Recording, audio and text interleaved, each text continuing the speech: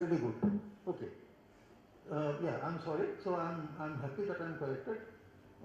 But less than 10,000 speakers. Now, who are the people? Which are these? I mean, what language do they speak? Their languages are. Their languages face the greatest danger of extinction, because we are not doing anything for them. We are saying that any language which is spoken by less than 10,000 people, that language does not come within the purview. And those are the languages. We are also working on that. 170. Great, great. So these things are happening, and they are very positive kind of signs. So in any case, we always find, that whenever this kind of a thing happens, the losers are always those who are the deprived. They are always those. They are the deprived always. So even if you do not have complete inclusiveness, and you decide that we cannot have it, so we have to control this in some way. We can handle only this much of diversity and not more. So whatever you eliminate in the process, those are the most marginalized people. That is, that is there. But I don't want, but there is no blaming anybody, because I am reading a quotation from Mahatma Gandhi, deliberately to shock you. Okay, right? And the quotation is this. Now, we are all familiar with this term killer language, which means nothing to me. Now, there is another term which is quite popular, that is language suicide. Okay, language suicide. Okay, so I am reading this quotation from Mahatma Gandhi. A spirit that is so exclusive and narrow as to want every form of speech to be perpetuated and developed. A spirit that is so exclusive and narrow as to want every form of speech to be perpetuated and developed is anti-national and anti-universal. All the underprivileged and unwritten dialects should be sacrificed and merged in the great Hindustani stream. It would be a sacrifice, not a suicide. Young India, 27th August 1925. This is Mahatma Gandhi. He was aware of this problem, that you can handle diversity up to a point. So you decide which way you want to do it. You have your own criteria, he had his own way of thinking. But the problem was something which he was aware of, that diversity has to be respected, diversity has to be promoted, but then how much diversity can you handle? He put it in a strong language, but that is what that's what he did. And the man who never, to say something which is unpleasant truth, he never really took it from that. That is Mahatma Gandhi. In any case, now having said this, essentially the point I wanted to make was that when you decide we can handle this much of diversity and not more, whatever be your criteria, 10,000 speakers, whatever be your criteria, it is all those populations which are excluded. They are those who are most marginalized. That is the tragedy of exclusion. Okay, but there is nothing that one can do about it. There is no easy solution to this. Okay, having said this, as a student of Noam Chomsky, and Noam Chomsky linguistics. Okay, I have a commitment to diversity. Okay, no restrictions. Okay, absolute commitment to diversity. Why? I will give you two reasons. Okay. Now, which language will come up with what kind of data which will contest the dominant theory of that particular point of time, you never know. Okay. I will give two examples. One. Now please pay little attention.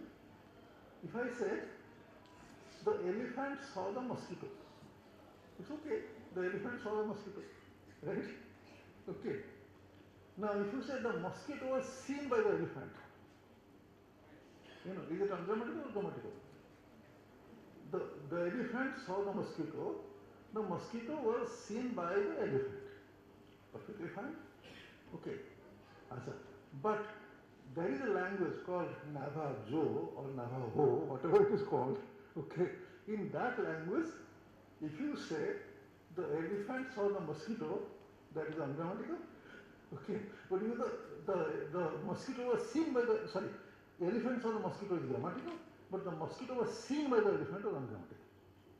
Okay, and similarly, if you say the elephant was seen by the mosquito, the elephant was seen by the mosquito is fine, okay, but the mosquito saw the elephant is not fine.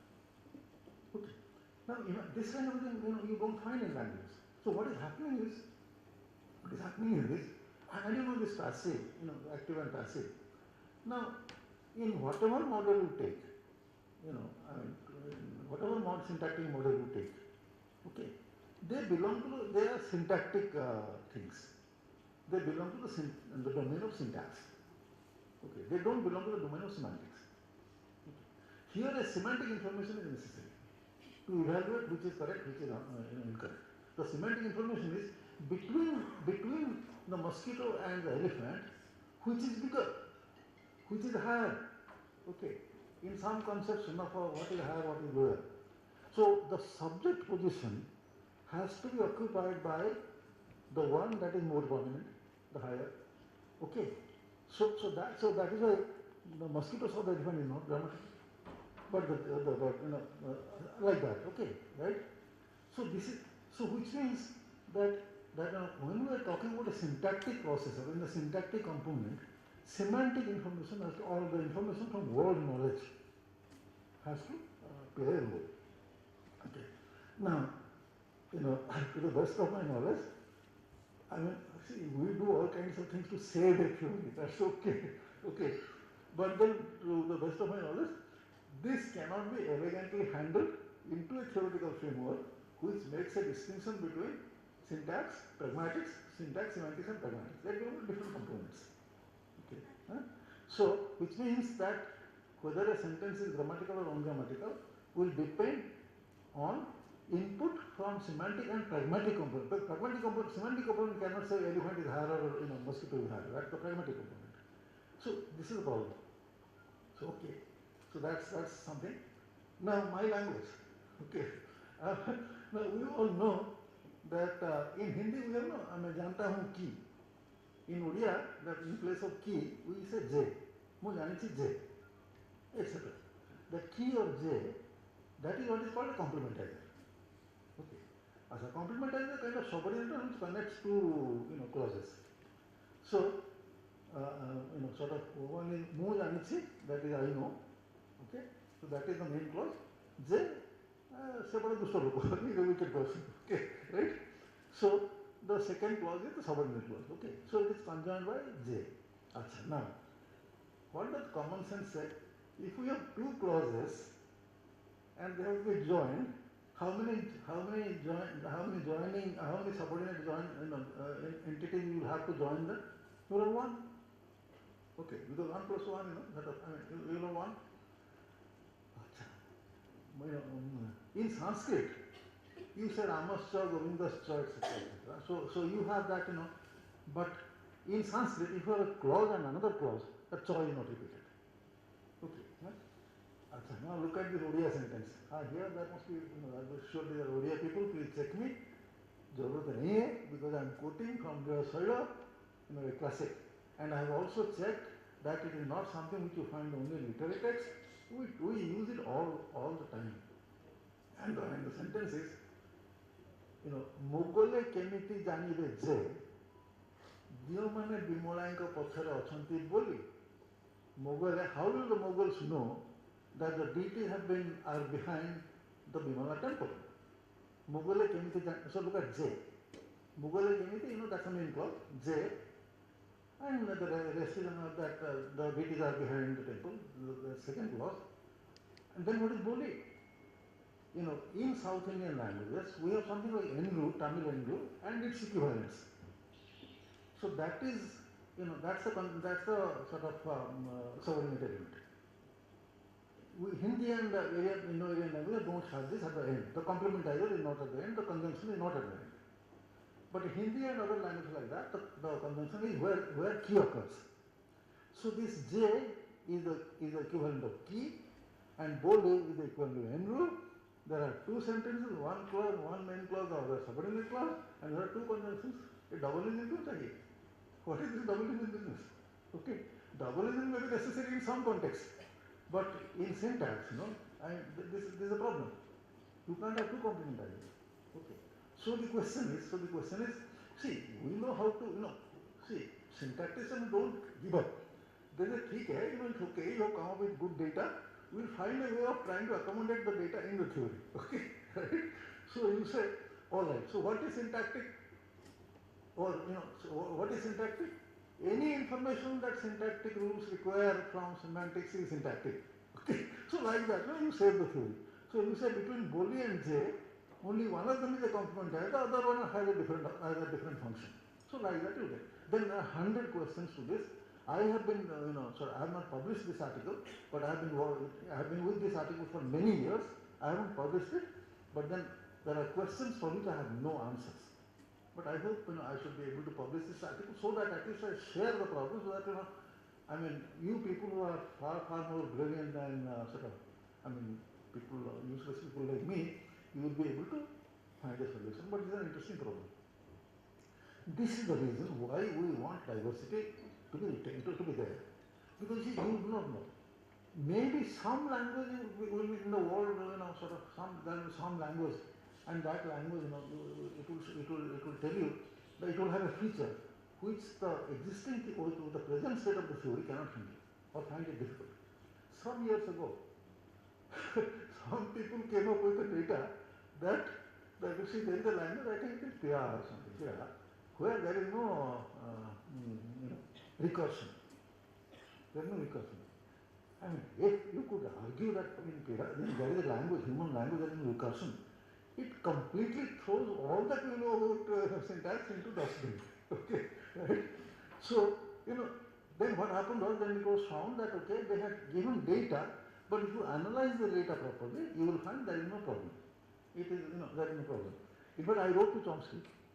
Okay, so what is this? So Chomsky sent me papers. So he said, I know, what he said is that, don't take this thing seriously. Neither was I willing to take it seriously anyway. So he said that, this is unanalyzed data, to early claims and all that. And if you analyze, you will find this. And he sent me some papers to read, which unfortunately I could not read. So let me, this is the first point. The second part of the first point. As a student of syntax, I am interested in the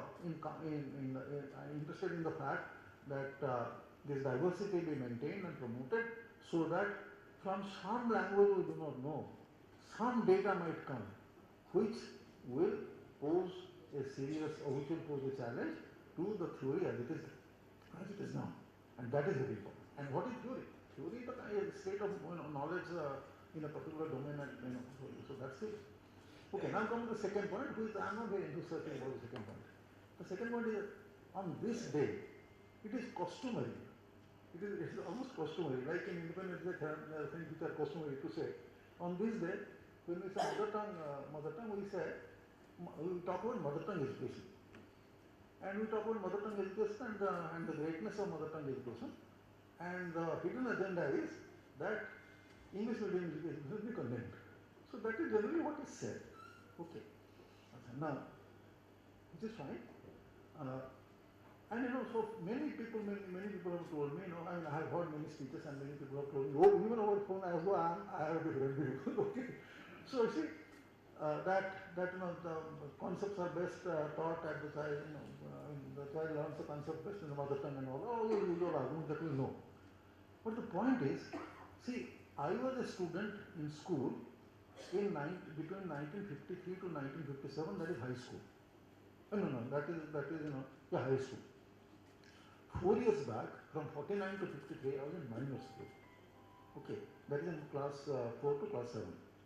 What was the medium of instruction at that time? It was Odia.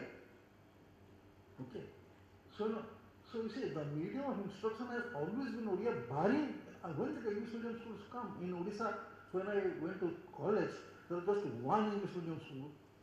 Okay, and now this proliferation took place in 1990s. Okay, now we are all taught, and most of us are taught in the regional language medium school. So what? So if somebody says that education should be in the any part of the medium, medium of regional language. I said, no, what are you telling me? It was happening all the time. So what are you telling me? Now, one thing that people are not willing to tell, no, they are not willing means that it is there in the discourse, but it hasn't come to the forefront of discourse so that it is seriously discussed in proper form. And that is, see somehow, for some, I mean, we know what is happening is that the regional language medium schools or regional language medium schools, there the standard of education is so bad, so poor, that that people do not want to send their children to such schools. And it is, and I have been saying that it is not just language, it is mathematics, it is science, it is geography, it is local, sort of hygiene. Everything is taught. So there is a quality problem. See, it is not the medium problem. Medium is there for the majority of us, vast majority of us, in Odisha and everywhere else in the country. The medium of instruction is our own language. Okay. The problem is not medium of instruction that don't go to English medium schools. No, that's not the issue. The issue is what to do to ensure the kind of schooling or the kind of education that people like me had, at school. Okay, now that has collapsed or is collapsing. So, of course, there is always this question of, mass education versus quality education. Every country has to face this. And every country has to find sort of intelligent solutions to this problem. Okay. So that has been our problem. We have not been able to find a good solution to this question of the demand of mass education, which is absolutely legitimate, and quality education. If that were there, if we could ensure that regional language medium schools, teach languages and these subjects well, parents will not send their children to English medium schools. They will send their children to the. So the issue is not English medium or regional language medium. The issue is quality of education in the regional language medium schools. Yeah. So that is the second thing. And in this context, now I'll just make one point. Whenever in Odisha I have heard this, in Odisha, I sort of either heard or seen in newspaper reports. Okay. The mother tongue, whenever I have heard this, on this day or many days dedicated to language, it is always, Odia. Okay. Is Odia the mother tongue of every citizen, everybody who lives in Odisha? Okay. So, look at the exclusion. People who speak many tribal languages have simply been excluded from the facility of mother tongue education. So we say mother tongue, we are giving mother tongue education, but we are giving but the benefit of mother tongue education is being enjoyed by those who speak a standard dialect of Odia. Okay, and there are children belonging to tribal and other societies where they do not get that kind of education. I am very happy that of late our minister has been saying that he is taking serious steps to ensure that in Odisha at least some tribal language speakers will receive education in their language. Okay, but as a policy it is fine, but the job is write textbooks, write reading material, write stories, write stuff like that. Both so that has to be done. Otherwise, policy makes no sense. Okay, how many? Tell me. We have.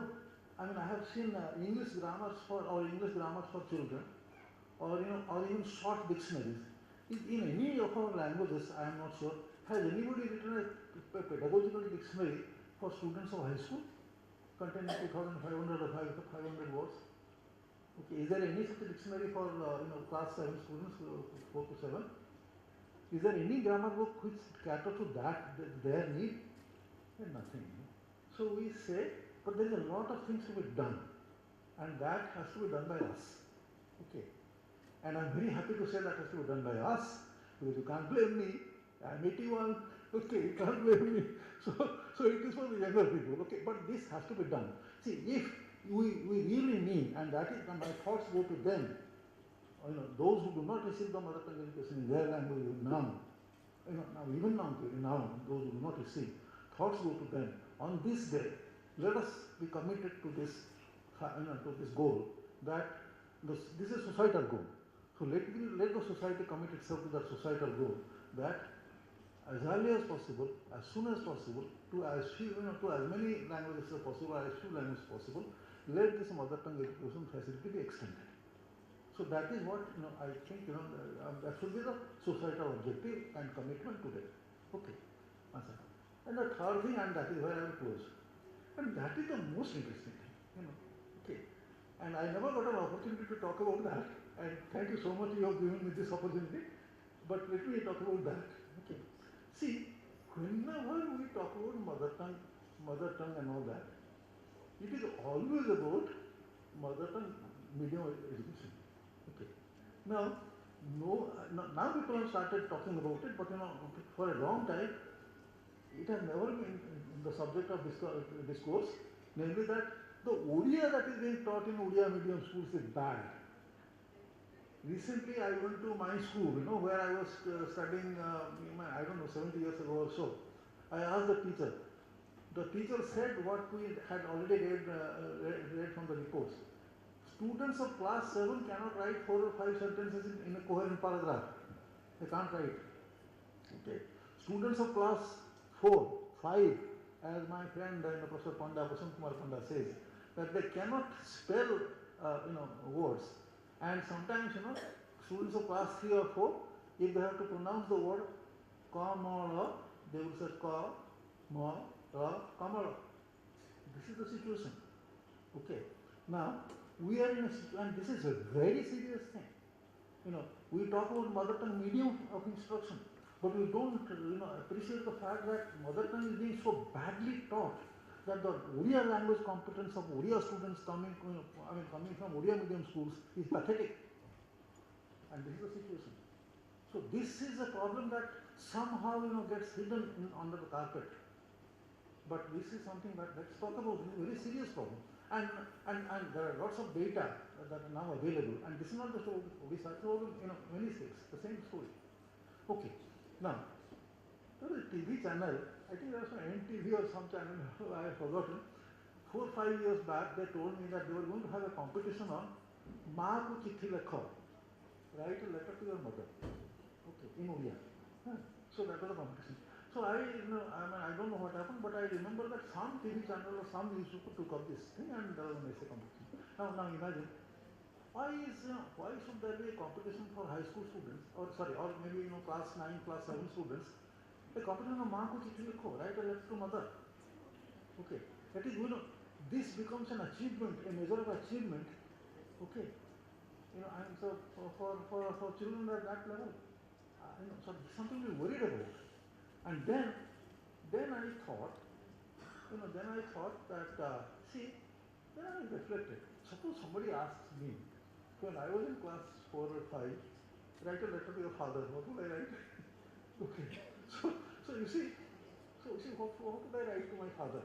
My father had a letter of mine, which I must have written when I was 6 or 7 years old. He preserved it and my brother gave it to me. And when I see the letter, what have I written? The usual things. I'm good, hope you are good. Then I say, my uncle is beating me every day. Like that. See, what do you write to your mother? Okay. And what do you write to your father? So what is the content?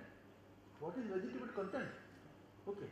So, and I don't want to sort of develop this further. I just would only like to say, let's see. Now lots of friends of mine, senior and junior and all that, are writing grammars over here. Okay. And they're also including words, various kinds of words.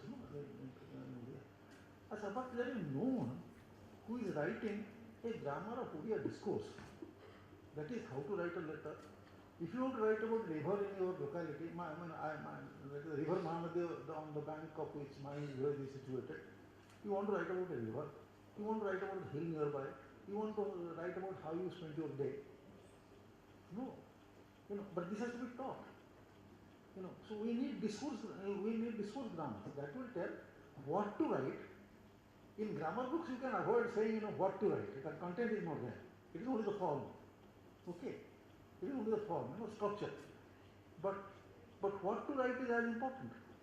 As is important in discourse. You can't simply say, this is the linker, this is the linking function, blah blah blah, and end of it. No. Okay, cohesion, coherence, and all that. No. You have to say what, you have to talk about the theme. You have to talk about what to talk. What is the subject matter of talking.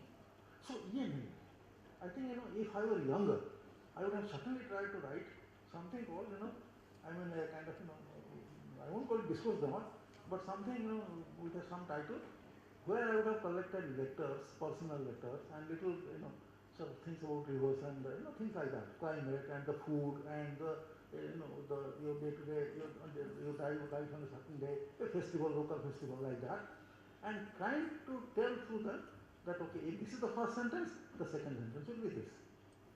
Things like that.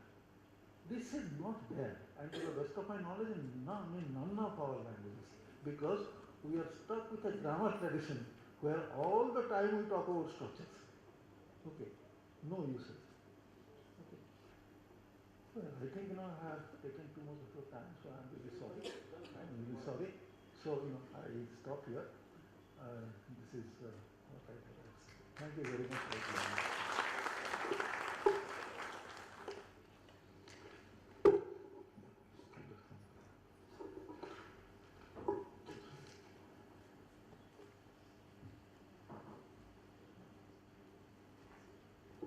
Thank you so much, Professor Patnaik, for sharing your vision with the audience. I will not be wrong to say on behalf of the audience that we are greatly pleased and enlightened by your talk. Thank you again, sir. Let us move forward with the program, and next on the list is the address by the guest of honor, Professor D.G. Rao. Yes, our guest of honor, Professor D.G. Rao, is a former director of CIIL. Professor Rao hails from Velaru, Krishna district of Andhra Pradesh. He has held the position as the principal of Regional Institute of Education, Mysuru. Science is his area of expertise, with specialization in marine biology and environmental biology. He has richly contributed to the field of population education as well. He has, to his credit, research papers in national and international journals of repute. He has conducted a number of research projects funded by the Union Ministry of Environment and Forests. Ladies and gentlemen, please put your hands together to welcome Professor D.G. Rao on the microphone to deliver the address by the guest of honor, Professor D.G. Rao.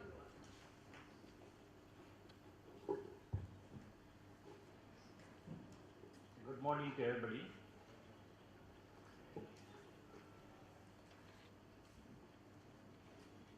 Esteemed Professor Shailendra Mohan, the Director of the Institute,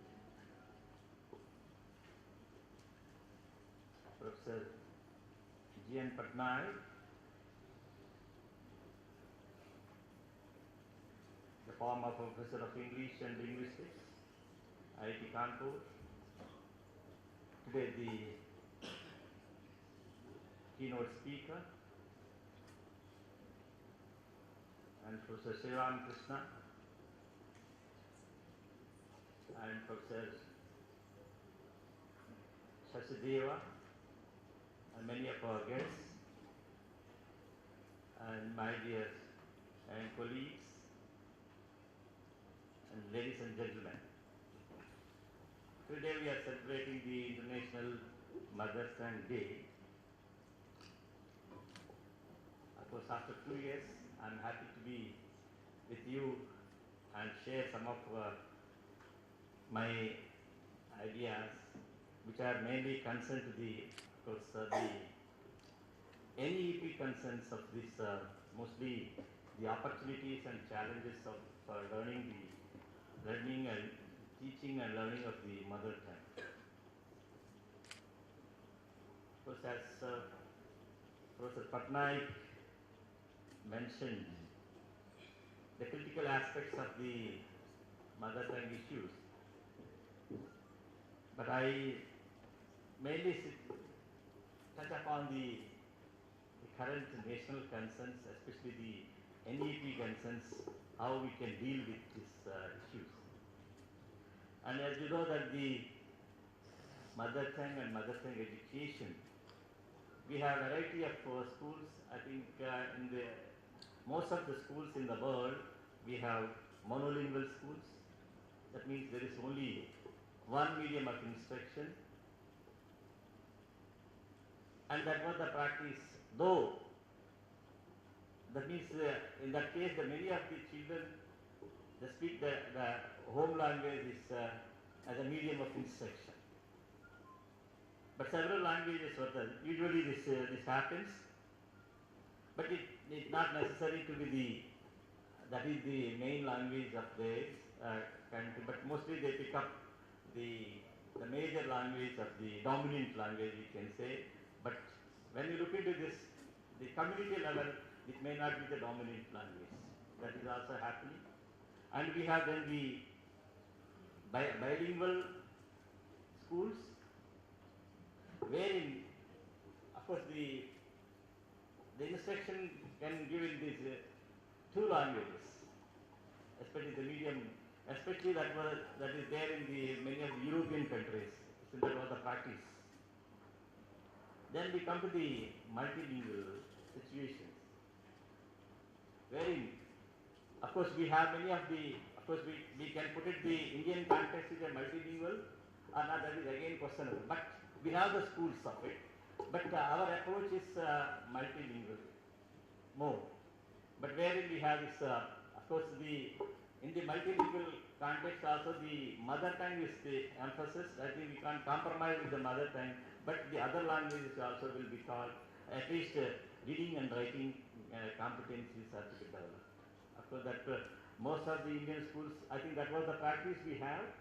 The medium of instruction is the mother tongue. Then I think we have this, other languages can be given the knowledge to at least they read and write. That was the context. Of course, when you look at it, the benefits of the mother tongue and the multilingual setup, we say the children learn better and faster in a language they can understand. Because it's, of course, many researchers also they mentioned, they suggested that I think they have said that yes, if the child is given the education in the mother tongue, so they can learn better, they understand better. But these are the benefits they mentioned. Rather, the children enjoy more, they feel more at home. Then when they come to the school, when the teacher also handles the class in the beginning, so in the mother tongue they feel a bit homely. That's what they say that. And the people tend to show increased self-esteem. The children also develop the self-esteem if they are initially they taught in the mother tongue medium. And then the people participation, parents participation also increased, because many of the rural areas, the parents are having only one, they are well versed with the mother tongue, so that they can participate and they can also help the children in their homework, etc. That concerns. And even they can participate in the school activity. How the parents can also come to the school and participate in the school activity if it is in the mother tongue. So in the case of when the children take the advantage of their multilingualism, they may enjoy higher socio-economic status, including higher learning. This is said. But on average, the school perform better, reporting less repetition and less dropouts. That is what the said that the benefits of the mother tongue education is concerned. Of course, there are 5 reasons why we should important to know the mother tongue well, because everyone should be thorough with their mother tongue.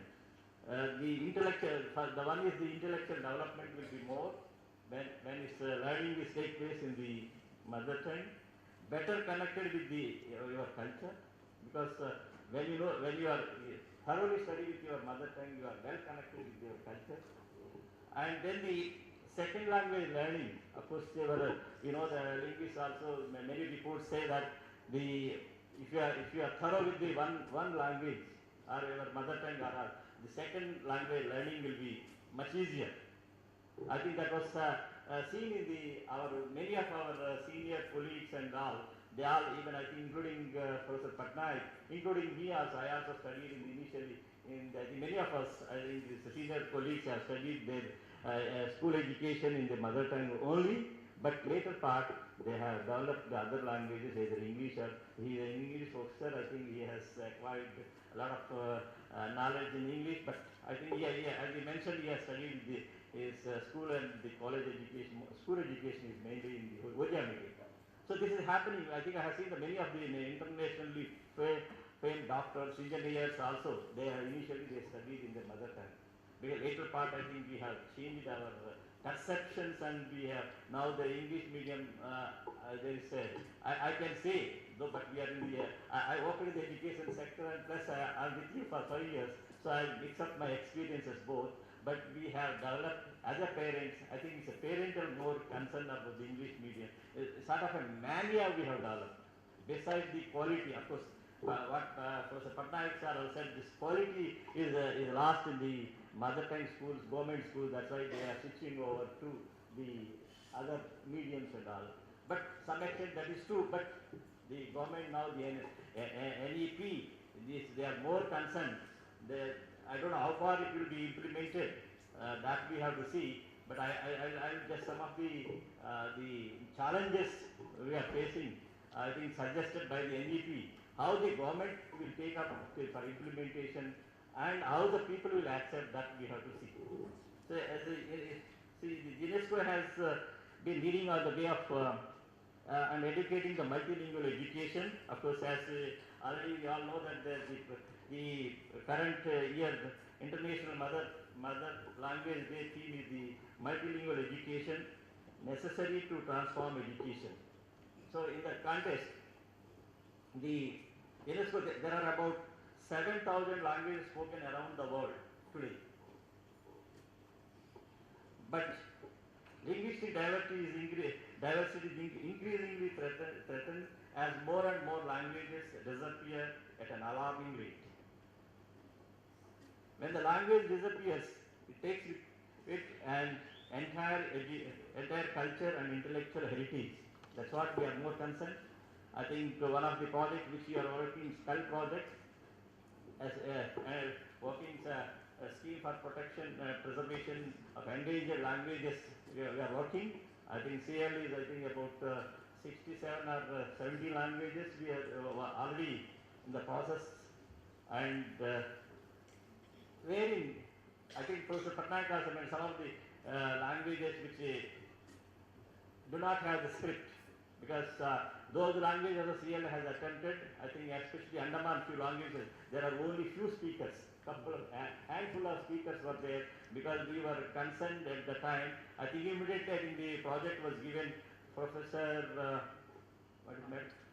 Professor Abhi was given. I think she has documented few languages there. I think that there were very few speakers. So I think CL was also concerned with such languages. But these are all known. We have some limited capacity at the CL also, but there are such many languages still. I think they are threatened. They are going to be extended, which we also not yet documented. That I think we should be more concerned about these things. And now I come to the latest NCT concerns, and then how we can go about it. How we look into this today's scenario about the mother tongue and the challenges, and what are the opportunities we have. So the NEP, the recent NEP that 2020, the policy emphasizes the extent of the 10+2 structure, school education. I am coming from the school to the higher education. That is their 10+2. I am the first batch of the 10+2 system, but today I think that is closing the 10+2 system. That means it's about, I can say about 50 years or plus years, I think it went on the 10+2 system. Now in this policy, they changed the pattern. This is new pedagogical and curricular structure, that is 5+3+3+4. I think the first 5 will be foundational, next 3 will be preparatory, next 3 will be middle, and next 4 will be secondary. Then now there is no secondary and higher secondary, there is only 4 years is the secondary. Here it covers from the age group of 3 to 18. 3 to 18 age group covered in this 15 years. The concern is now, currently the children age group of 3 to 16 was, the government, they didn't bother about it. They were not concerned about it. So just straight into the class 1 is admitted, 10+2 pattern was going on. So this 3 to 6 years is very important group now. The government is concerned, but otherwise we have some preschools, play schools, and then LKG, UKG, that's all unstructured schools are there. That's how some preparation is going on, then they admit into the class 1. It's the real structure. Now the 3 years, another 3 years are added to the before class 1. So every school, now the NEP suggests every school should have another 3 years add-on. That is first 3 years of the fundamental group, foundation levels. Because what happens, here there is a social disparity has come a lot. What happened, the allied people who can afford, they are sending to some preschools, play schools, all these things are there. They are sending some form and then they have given some education and they are putting class 1. But whereas in the rural and socio-economically poorer students, their students, the concerned students are put directly 1. There is a mismatch in this. There is a social disparity. Then the NEP suggests the 3 years are to be structurally, they should be added to all the government schools now. Not only government school, every school should have in coming years, every school should have that 3 years of the preschool. That is what we call as ECCE program, 3 years of ECC, Early Childhood Care Education. Early Childhood Care Education is to be added to this. Then what is the benefit of it? See here, which is aimed at promoting better overall learning, development and well-being. The overall aim of the ECC will be to attain optimum outcome of the domains of physical and motor development, cognitive development, socio-emotional, ethical development, cultural artistic development, and the development of communication and early language literacy and numeracy. All these things will be covered in 3 years, so that the child will have the reading, bit of writing, and social development, and skills of motor, fine motors, and then how to hold the pencil, how to write, all the things will be taught in that practice, and bit of numeracy, rhymes, and then the little bit of writing, alphabets, and all the things and words, and other some cultural aspects. What is the art and culture, drawing, this, all the things will be taught, and they are made ready to enter into the equal at the class 1 level. For that, the ECCE program is being designed, is already designed. For that, I think now foundational literacy and numeracy, there is another program has come into the ministry. That means the 5 years is what is the foundation. For that, they call as foundational literacy and numeracy. In this 5 years, see what happened, the major concern is many said education service, but I think already Professor Patnaik is also mentioned. See, class 4, class 5 students doesn't know how to write, how to read. Basic numerals also they do not know. Then how to comprehend this, how to cope these things. That's right. The foundational literacy and numeracy in this program, now it is made it as a national mission. National mission, and it is also already under implementation. It has sent to the state government, has to form the FLN. This is called FLN project, and FLN coordinators also now I think already they have appointed the state coordinators. They are called the FLN coordinators. Their business is to that this all this how this fundamental literacy and numeracy to be attained. Because after 3 years they will be checked when they are entered into the first class, they will be screened. I think whether they will be seen, the outcomes will be assessed, and whether the child is attained to this fundamental numeracy, literacy is there or not. So for that, now the state committees are made for FLN committees, this FLN coordinator, and their business is to look into all the students before entering to the class. This FLN needs are to be first 3 years, then enter to the class 1 and class 2. This is the major national mission now. It is they are already formulated. But that's how to cope up. Because okay, they say national mission is there, and then how to ground realities, how to cope up. They suggest something. The first and most important is the goals here to attain these goals is to be teacher vacancy attributes, because everywhere there are lots of teacher vacancies are there. That is what that is to be taken care of. Student teacher ratio to be maintained. Say we have the schools which have one teacher, somewhere no teacher. These situations are also there. That's what strictly suggested. The teacher ratio is to be maintained. Teachers are to be trained to attain the goals of FLN, because the teachers also to be trained how to attain the goals, the fundamental literacy and numeracy to attain, because there are standards, there are outcomes, learning outcomes are also suggested. So the teachers are to be trained how to attain these things, different activities, different concepts were developed for that. Now the teacher has to handle these things. Here, for that, the teachers are to be trained. For that, a national repository of high quality resource will be made available on the Diksha. Diksha one portal is mentioned. Diksha means digital information knowledge sharing. I think that is Government of India, NCRT has developed. So there, because teacher training also through the Diksha model, the NCRT is training many of the school teachers. Already the primary teachers also being trained in this area. So whatever the resources are there, it's kept in that it is open depository for the teachers.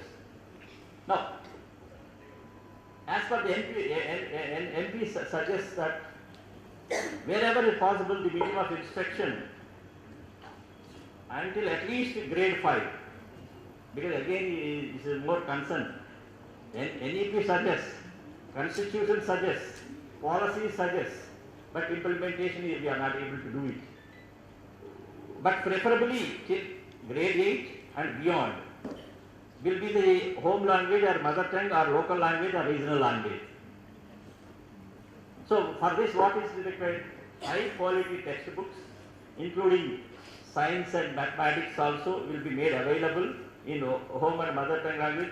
Teachers will be encouraged to use bilingual. But see, in the EC model of now, many schools they have started the even EC model also, the English medium. That's what now all the preschools, wherever you go, the English medium. But even this, they start here, bilingual mode they suggested. So as far as possible, because suppose if it is English medium, the child comes from the home language. So it is the child is in a difficult position to adjust initially. That's why the teacher should be in a bilingual. She should be conversant with the students in the home language, and the material should be in a bilingual. That is what they suggested. That's what and CL also when develop some of the materials issue, we have to consent to the bilingual mode, so that it is we sure with the national education policy. That's whatever we can contribute to the school education is concerned.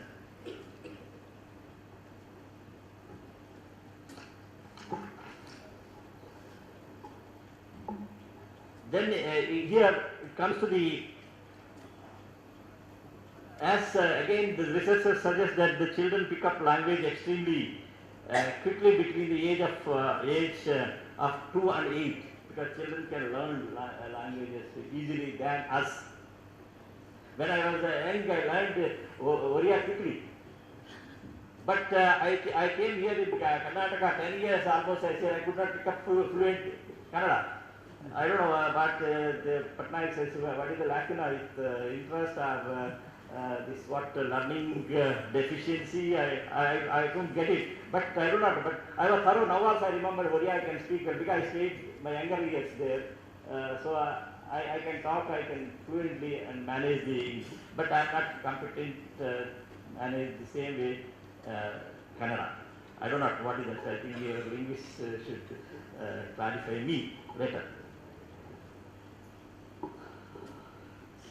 So that's why it is suggested that it should start from the early stage of this, different language child is to be exposed. That's what they suggested, that initially just the reading and gradually writing. When it comes to the grade 3, so you can introduce the second language, and then when it comes to the grade 5, the third language, so that the child can able to pick up the different languages easily. But you can't compromise with the mother language, that is the main language, and the other languages will be given to the say reading and writing competency. That's what it is suggested, but in the practice it's not happening. That I think how far we can succeed in that mode. Still I have also big questions.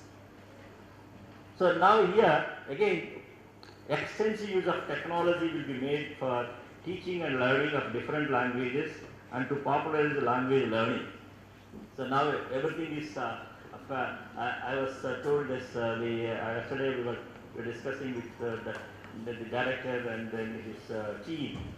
They said now this under the Bhasha Sagar project, they are already working on it already, about 70-75 languages they already work, and I don't know, I didn't go into the deep one, but when they are developing, yesterday I was talking with Dr. Pankaj. I said you more of a interactive and mode and more of illustrations are to be there in that, and so that of course they said the basic one, but it's not only the basic one. Earlier we also contemplated, I said that our teacher 10 months program will be made basic and intermediate and then the advanced. That also to be already started one language. But I think in this context, as per the NEP concerns and but CL can do more and should contribute to the nation more. Of course, we have limitations, but we have to impress on the ministry, and NEP concerns are to be projected, and I think we may have to make bigger projects and this Bhasha Sagar, and then you can also in the same platform, not only just common people, but different levels in each language we have to keep, because the teachers may come, may not come, but our material is available. They themselves in a position to take the advantage of it, and then the language, that will be the greatest contribution from the CL, and as an institute to protect the Indian language. Otherwise, our Indian language, or whatever the scheduled language also, they are already threatened languages. It is already mentioned. But we are working on the endangered language. But one day we have to work with the scheduled languages and also put on the endangered list. Maybe surprise because of the present scenario, how it is going. The child starts with the English medium, and tomorrow where is the language teacher for us? Where will be the linguist for us? And what will happen to the language? Because I have big questions for that. I do not know how this will be handled in the future. So of course all efforts will be made to preparing high quality bilingual textbooks and teaching learning materials for the science and other mathematics also, so that we can first we should provide the material, that means the textual materials, bilingual now it has come. That's what I suggest that I think we have to, NTM is also gear up. I think we add on to the project, because it's I repeated, I say what our contribution, our work speed and all, it's a drop in the ocean because of the manual translation, etc. But now keeping on the NEP again concerns, and then we may have to impress on the ministry, and another project, add on project to that, this mission learning and the AI mode and all, that way we have to enhance it. I think that Tariq should look into it and extend the project, and so that the NTM is also to be digital part, is also to be felt to the nation, and any material is given, they should be in a position to translate it and throw it in like a Xerox machine should come. That is what, once we met the minister, she called the then external minister, I will speak here immediately, all the language should go. Then I was also called as the director CAL. Then I was mum, because how can we know the depth, the gravity of the translation and the time it requires. I said it's not possible. Some people said yes, we can do it. It's impossible, but they said it, but she was happy, and then that's all. After that she no more, they don't bother. but this is happening, but the practicality we know. That's why I said, because the manual translation, how much efforts are required, how much time we are putting, but how much required now, we suggested higher education, NEP also suggested that higher education also to be in the mother tongue. Even I think now already started some engineering and some courses in the UP and etc. But to get up, we say we have NTM, the government thinks we have NTM, what is doing? So far we have not given any book, 10 books or 20 books are there. But we know the problem of it here. But the ministry people, they don't understand. That's what once I told you, when the minister called and, can you make it in two months, 15 days? I said, impossible, 6 months minimum. I said, he was annoyed. You are annoyed. I don't bother because I cannot do it, I cannot commit. So like that, the bureaucrats and they do not know, they want, the minister want, they want, but here we know the gravity of the situation and the time which is required, what is the constraints we have. That's why I said manually not impossible. Dr. Tariq, you have to think and collaborate, I do not know, but you have to get up to your system and add on the project and see that more, even you come into the school level also, give it to the nation. That is the greatest contribution in NTM too. Now we come to the teachers. Yes, we have, this is concerned, the quality of the teacher is major concern again now. Teacher, see, first the quality of teacher education, recruitment, deployment, service conditions, empowering the teachers need to be addressed and reach to the desired standards. It's very important. The motivation and empowerment of the teachers is required to ensure the best possible future for our children and nation. That's more concerned this is. Teacher, everywhere teacher is important. That's why now a large number of scholarships should be given. If they want to be a teacher, give the scholarship and educate. Because now nobody wants to come initially for teacher. See, unfortunate thing is teacher job means a bit downlook. But it's not that. The payments are good, employment is good if you have a quality. Because you may be surprised to know that RIE 4 years teacher training programs we conducted. So for 4th year, they will be taken campus interviews and hot cakes, all international schools and they come. These people were reluctant to go. After 4th year itself, they will have the job. You know, another part of it, we and parents, we have mania and then we children and spend lot of money. We put it some, even in a mediocrat, we put it in engineering. See, it's now engineering everywhere. So they go to the engineering, they complete 4 years, some degree they get BTech. See, that's already said, the 20% also not employable in that. Those that come out the degree holders, the BTech and all. So remaining where they go? On the roads. They can't be, nobody will give the teacher job. You know that though many of the engineering graduates again come back to our RIE and join the 2 years B.Ed program. Many. You can imagine the gravity of the situation. But we are not bothered whether the child has a competency or not. We think engineering, yes, that is the priority. Engineering, they put poor parents, they put all our efforts and then loans, etc. they put, and after that they don't. Because see, they reach level, they should have some competency to acquire. So everyone cannot, because now private institutes are plenty, you throw the money, you can get a 3rd class student also get an engineering seat and they also give the degree and send you out. What you will do with the degree if you don't have the competencies? That is happening in the, so here is the teacher education because country needs teachers more, any number of, when the population is increasing, teacher is required.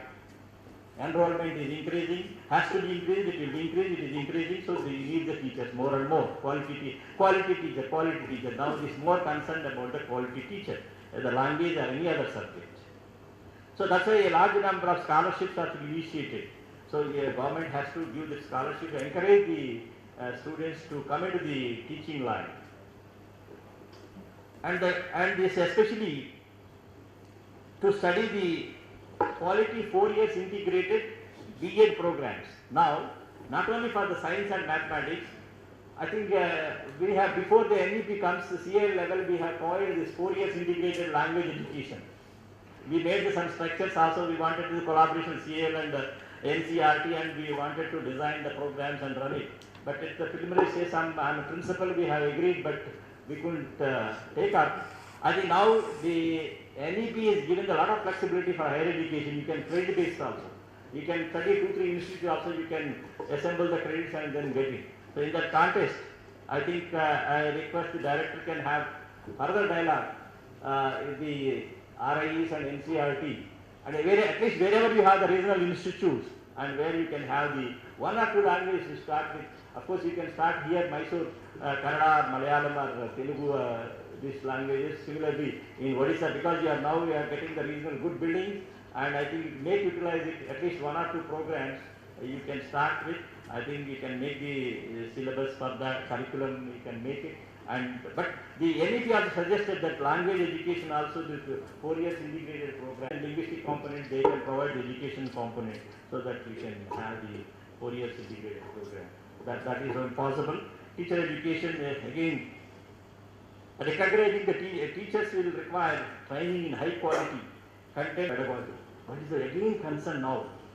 You have teachers to develop the teachers also, you don't have the teacher educators, they are called. There is another concern. That is, change is affected. Pedagogy is very important. Pedagogy specialists are not there now. So that is also to be developed. Now I think the NCRT is planning to have that program. 15 years back I coined one program. That I think now I am happy that now they are taking up 3 years integrated program, and MSc or MA level content and postgraduate level education. So there will be 3 years integrated program, that will be teacher educator programs. Either language or science or social science, any discipline, you will have a teacher educators program. That means teacher educators will train the teachers. Because pedagogy teaching is required higher level of learning. So they will teach the teachers. Now we don't have the proper pedagogy teachers at the college level. So if you don't have a college level proper pedagogy teachers, you don't have a good teachers. That area is to be again addressed. Of course, that I think that's why they said this will be given to the higher education institutes. That's what now BEd colleges, and they said by 2030 they have to be one up. They have already taken the decision by 2030, and teacher education means only 4 years integrated program. Eligibility is only 4 years. Those who study the 4 years integrated program, either language or Telugu teacher or English teacher or Kannada, Oriya, any teacher, you should have a 4 years degree, dual degree, content come pedagogy. So that they are only eligible. For that we have to equip such teachers are only to be employed by 2030. All the BEd colleges, etc. The standalone college should be closed. Only in the multidisciplinary institute and university have to start these courses, and the 4 years integrated programs as well as the 3 years integrated teacher education programs also to be educator programs are also to be developed. These are some of the concerns. Many more are there. I think I can stop it. I think it's a bigger extent. I think I can't below more than this is not acceptable. Thank you very much. This is all the concerns. So main concern is the teacher education, and what we contribute to develop the quality teachers, and to have even higher education also. Already mentioned, the government of India wants the qualitative material, bilingual materials to be prepared, so that higher education also to be taken up in the mother tongue medium in some courses, etc. So these are some of the challenges given by this NEP, which we have to translate into action. Different organizations, it's not one CL do, but language component is concerned. CL, whatever you can get, especially language teaching, and then the material can be provided. Other side, if you can also have the teacher preparation, which is a head-on thing with this. Thank you all. And the young director now, I think he should lead it, and of course he has the enthusiasm to develop it. I am sure that I think he will further, he will take the institute in greater heights. Thank you very much.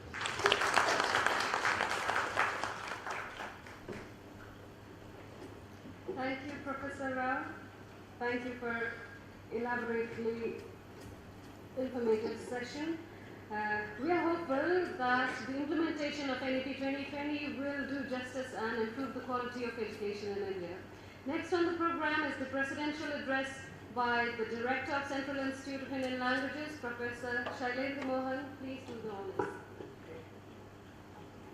Thank you. Hello ko namaskara. Namaskar, Sat Sri Akal, Vanakkam, Johar, and good afternoon. Honorable Professor B.N. Patnaik, today's guest of honor today. Thank you, sir, for giving us an insights on the linguistic diversity as well as the language education in mother tongue concept, so that it was better to understand that how the linguistic diversity are important. Professor D.G. Rao, sir, thank you very much for your kind insights, especially on language education and the recommendation for CIL, and I hope we will be in a position to implement some of your ideas that you have provided, with, especially with NTF and the Bhasa Sagar project. Professor P. Maruda Nayagam ji, Professor Lakshminarayan Arora ji, Professor Rajesh Saddev sir, former Director CIL, Jnana Sundar ji I do not see, but Professor Talwar, Professor C.V.C. Ramakrishna, Dr. Sujay Kumar, media partners, colleagues and friends. My heartfelt wishes to you all on the occasion of International Mother Language Day that is celebrated every year since 2002 to pay respect and tribute to the language movement initiated and sustained by the students of Bangladesh in 1952, and it is a day to honor or those who fought for and laid their lives for the recognition of Bangla language, and it is a day to promote awareness about linguistics and cultural diversity and to promote multilingualism worldwide. This is what the day this is, and this is also a decade that starts from 2022 to 2032, named as International Decade of Indigenous Languages, and that it is the decade to draw attention to the critical status of many indigenous languages across the world and encourage action for preservation, revitalization and promotion. So as we know that India is a country, it's a multilingual country, multicultural country, and as per 2011 census, we know that there are 270 mother tongues which are spoken by more than 10,000 population. And there are many mother tongues which are spoken by less than 10,000 speakers. And sir, just to give you that we all are working on more than 10,000 speakers also, and even less than 10,000 speakers. And we at the project called Scheme of Protection of Endangered Languages, in which we have chosen for a time being 117 languages, and around 70-75 languages we have created a digital resources for them, and that is available on not released, what we call Language Archive of India, and certain kind of digital presence we have provided for less than 10,000. And with the Bhasa Sagar project that we are planning, so by the end of this decade, perhaps Central Institute of Indian Languages may be in a position to provide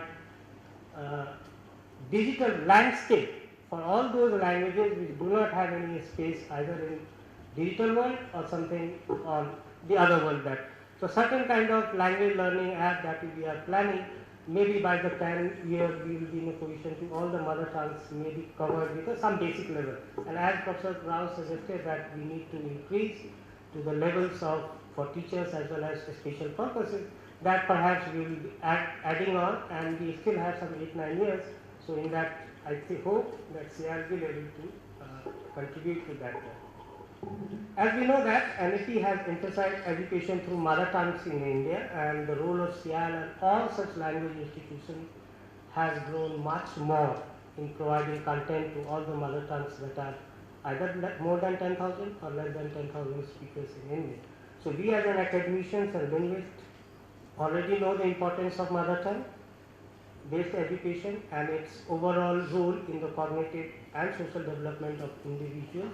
And I hope we as an institute working on languages will see that in future we provide the landscape to those languages which are lesser known or something, some kind of a digital space or something, so that language is also remain as a facilitator, not as a barrier in development of any individual to trap or unlock his cognitive potentials that is hidden inside him.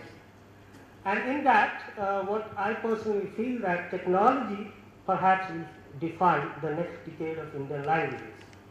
So the way Indians we are communicating and access information is changing very fast in this digital world. And it is estimated that by 2025, around 1 billion population will be using something called as smartphones. So technology used in searching and assessing this information also, if you look into the data, it seems that it is primarily voice-based system that people are more, not the text-based system that they're searching. So it is our challenge for all of us to look into that how the future will unlock, and that what kind of a voice-based system that the system, all the stakeholders, whether technology in for languages, technology for Indian languages, or technology through languages can be implemented. And I think that our role is very crucial inside it. It is said that worldwide 7 out of every 10 search engine users prefer searching the information through voice rather than typing text, and it is assumed that very soon voice search will completely replace search by typing the text. So I strongly believe that these divides that are, so in some languages we do have a good content, and if you look into the content what is available, then some of the languages find larger spaces. But I also believe that the technology may also be, the divide that is available among these languages, that some languages are preferred, some languages are not. This divide may be bridged by technology itself, and that we need to create technology that can driven resources in Indian languages to move forward. And in this context, we, again I will just take a name that LDCI is working on the 22 languages right now, but we think that in the future we will expand the scope so that other non-scheduled languages can also come in, as well as in NTM and all our schemes and projects which we are working, so that the technology provides a level playing field for all those languages which are considered to be a little less known or less than, their population is very less. The only idea that we want to see that in future, all these languages are given a space in a technological world and create choices. Sometimes people do argue that we have not all teachers or parents are sending their children to English mediums and others. My answer to this question was that have we created choices to them? And if we can create a choice to them, perhaps there will be a time when everyone would like to learn their languages in their mother tongue or understand those in mother tongue. So as an institution, it is our responsibility to see that we create choices in all the mother tongues of Indian languages, so that the individual cognitive abilities, what is available to an individual can be fully utilized. Looking into the technology, when I was thinking that how to develop the technology in for Indian languages, technology for Indian languages, technology through Indian languages, and some of my things are that in developing these technologies for Indian languages through Indian languages, we need to keep in mind that all Indian languages share some common features, and the notion of India as a linguistic area is very important, of a prime importance for us.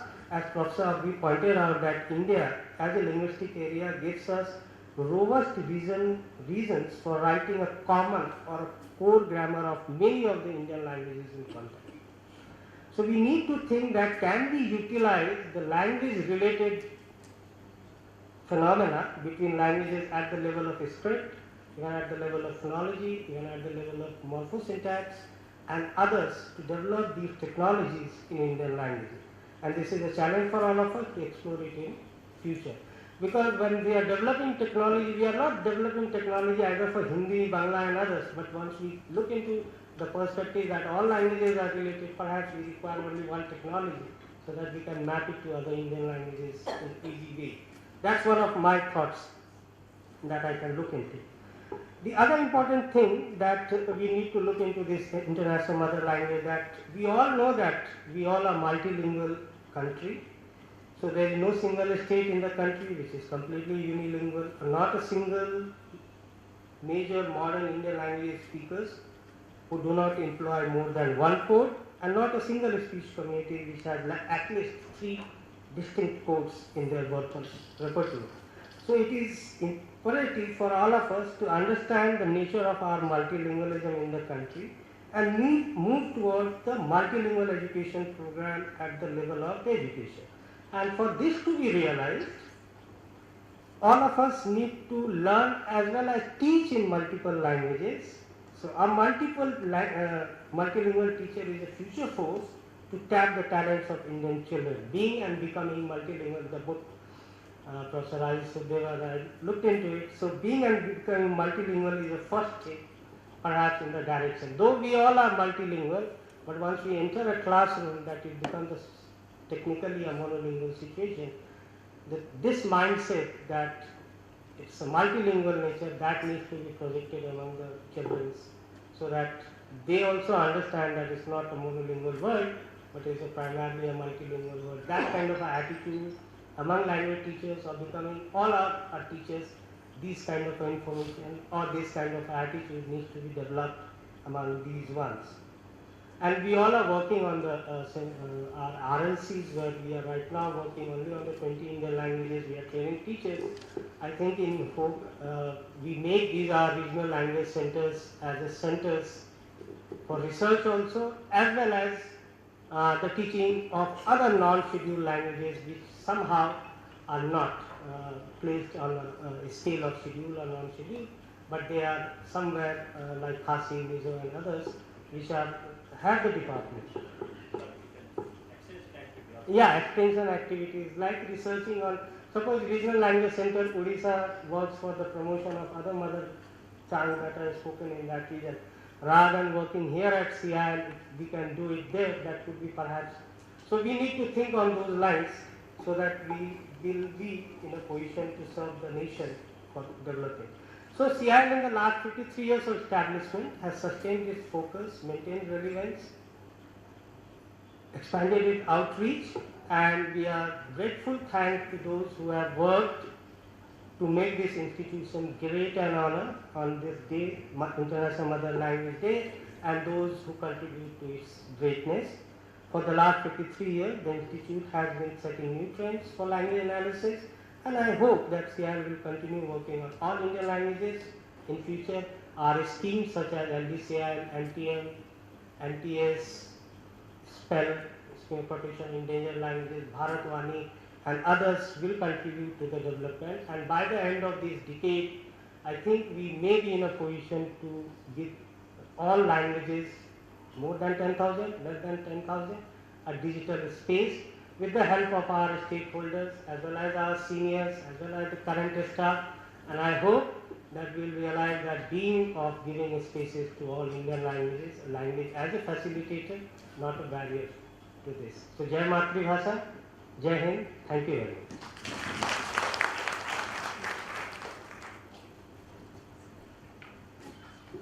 Thank you, Professor Mohan. Well, rightly said, some multilingual and multicultural societies exist through their languages which transmit and preserve traditional knowledge and cultures in a sustainable way.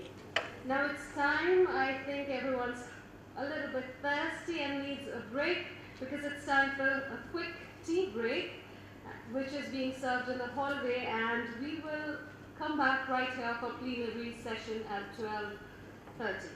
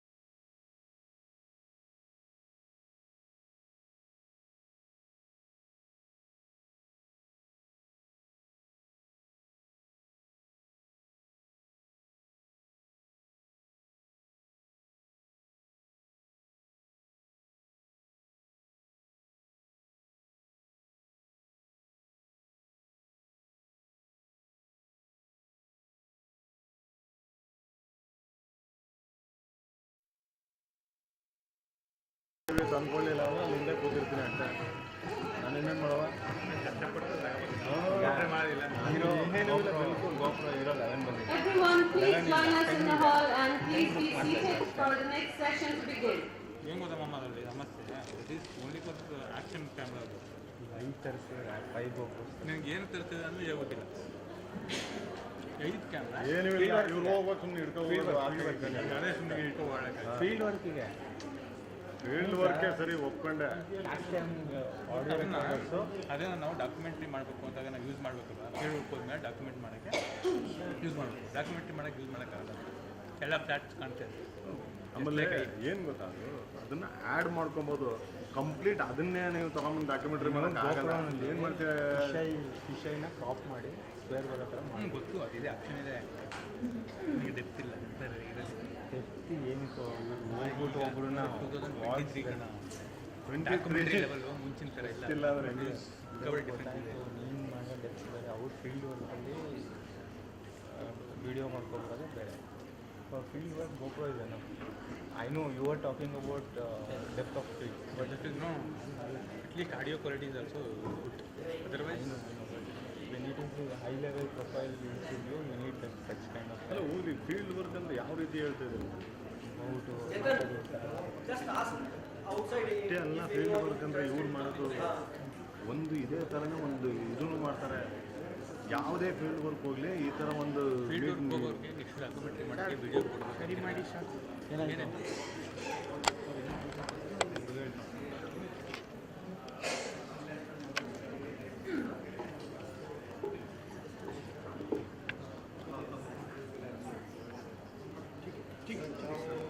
Welcome back, everyone. The next section is the plenary session. We have lined up 3 talks for it, but 2 of it are post-lunch, and 1 we have now that is going to start soon. And without further delay, I would like to invite Professor P. Marudanayagam on stage, and I would like to also ask Gami Galawar to present him with a bouquet.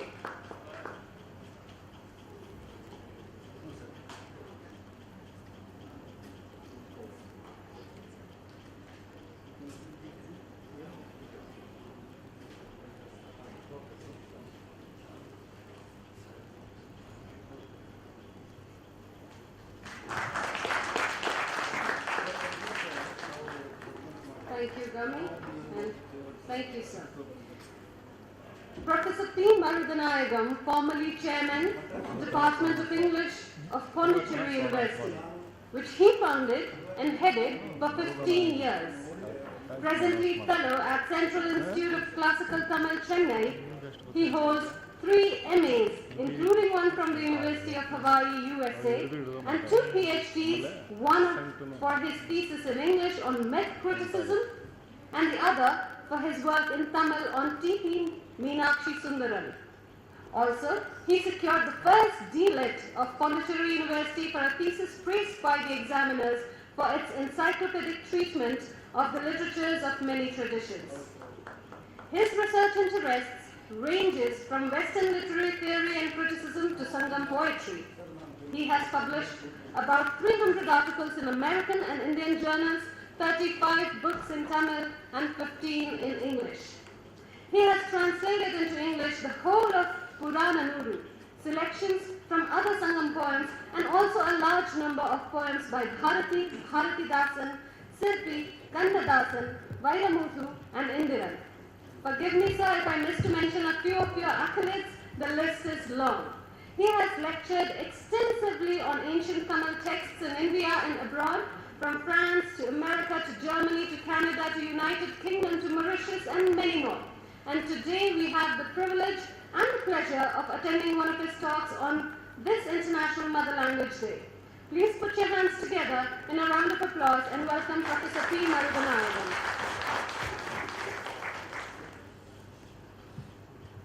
Thank you. First, dear friends, first let me thank the authorities of Central Institute of Indian Languages for inviting me to participate in this international Mother Tongue Day function. The title of my paper is Meditations on the Mother Tongue. Less pompously, it may be called Stray Thoughts on the Mother Tongue.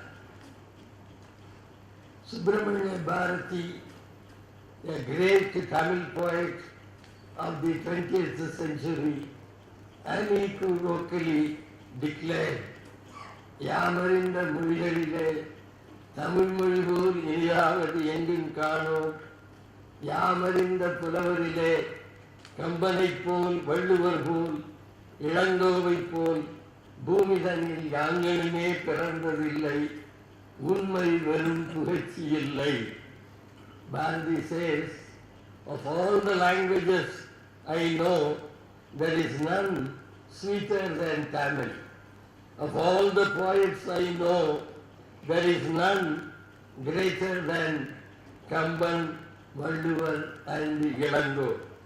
He emphatically adds, this is the truth, not an exaggeration. But the universally acceptable truth is that to everyone there is no language sweeter than their mother tongue. Bharati was not the only one who claimed that his mother tongue is superior to all other languages.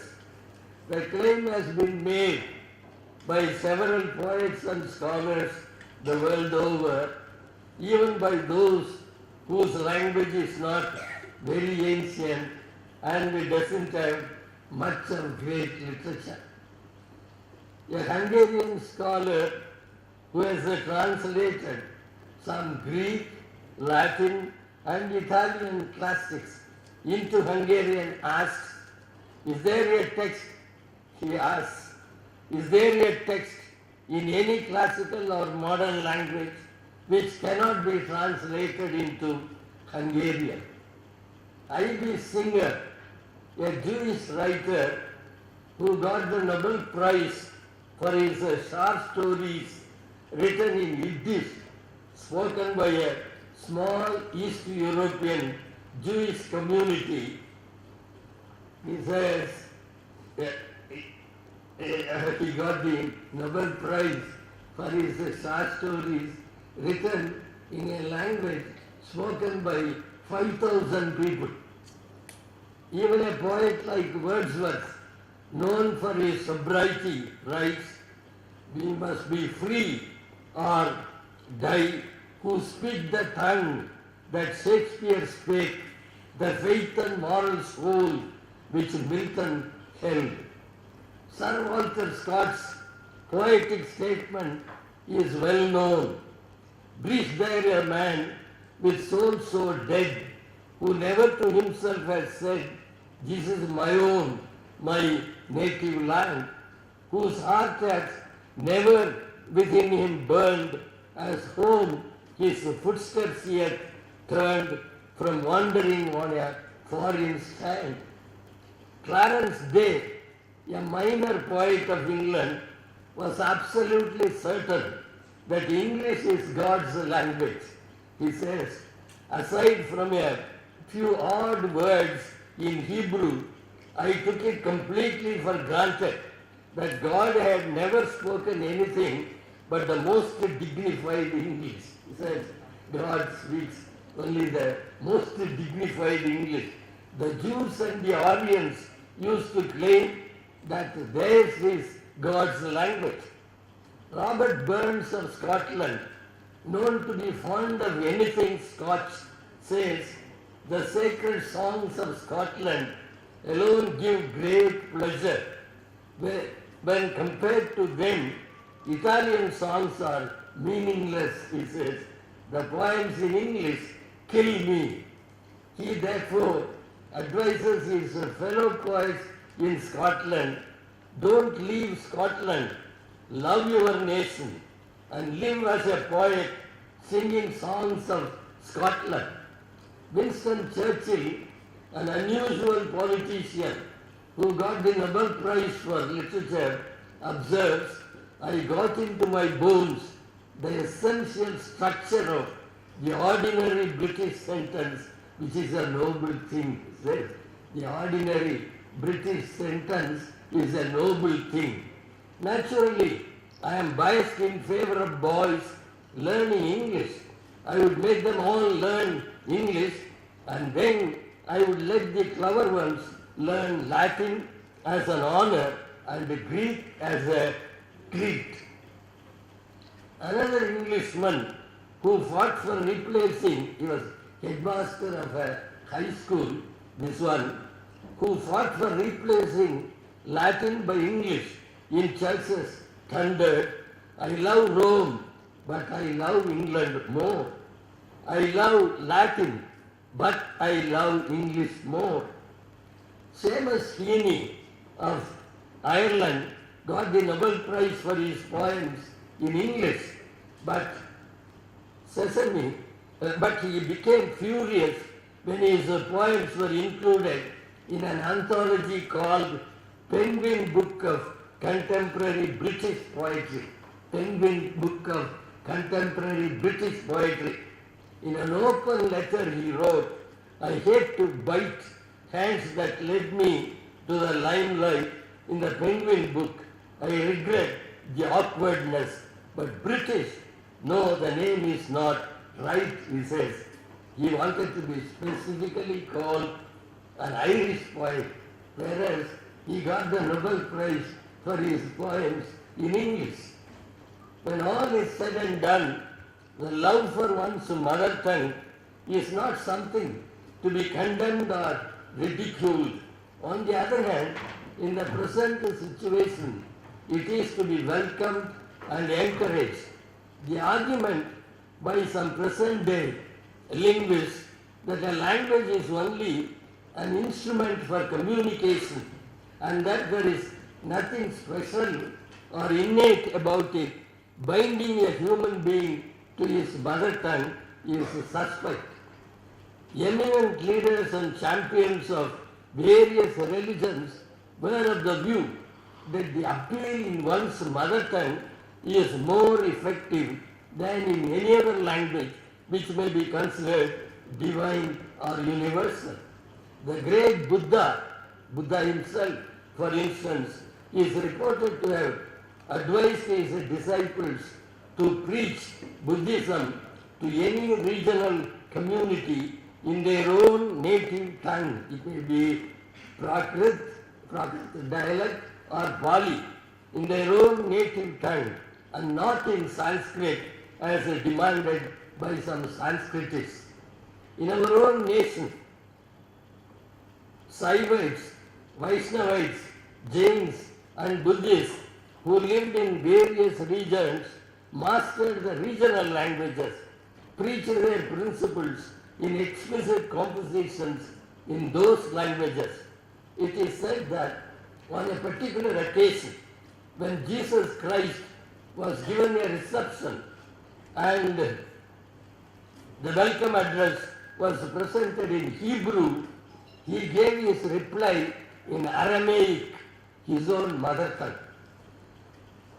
Beski, a Christian missionary who settled in Tamil Nadu, asked his fellow preachers to learn Tamil and spread the message of Christ in Tamil, since the Tamils, being ardent lovers of their own mother tongue, would be easily captivated by that. Reverend G.U. Pope, who came much later, felt that chaste Tamil would do the job better than the colloquial one where the Tamils of his time were concerned. Gandhiji wrote his autobiography not in English but in his own mother tongue and chastised Rajaji for writing his letters to his daughter in English when their mother tongue happens to be Tamil. That is, Rajaji's daughter married Gandhiji's son, and all the letters that were written by Rajaji to his daughter, all those letters were in English. When Gandhiji was shown these letters by his daughter-in-law, he chastised, reprimanded Rajaji for doing this. Your mother tongue is Tamil, your daughter's mother tongue is Tamil. Both of you know Tamil. Why do you write your letters in English? And he said, I spent a sleepless night on seeing those letters in English. That love for one's mother tongue is a natural human tendency and not a simulated one, may be evident from a number of historical occurrences. As soon as they secured their nation Israel, the Jews who had been scattered in various parts of the world chose to gather there, and the first step they took was to revive Hebrew and teach it to their children at the primary and secondary schools of education. The Jewish mothers were so enthusiastic about it that they learnt it from their own children after they returned from school. The mother tongue was learnt by mothers from their children. Chaim Rabin, a Jewish scholar, mentioning this, marks the Tamils for hesitating to make Tamil a medium of instruction at all levels for all branches of knowledge. When Hebrew, which was moribund during several centuries, could be successfully revived and employed as a medium of instruction, why can't Tamil, a language that has been alive and dynamic for more than 30 centuries, serve the purpose? And this is true of all the other Indian languages, especially the 4 South Indian languages. This is the question that he rightly asks. Even during the days of the reign of the British Company, when it was contended by a powerful section of Tamil lawyers themselves that English couldn't be replaced by Tamil in courts of law, F.W. Ellis, an English officer, rejected the contention and taught them how to translate the laws relating to 3 Mirasi rights into Tamil, Telugu, Malayalam and Kannada, and that book is available.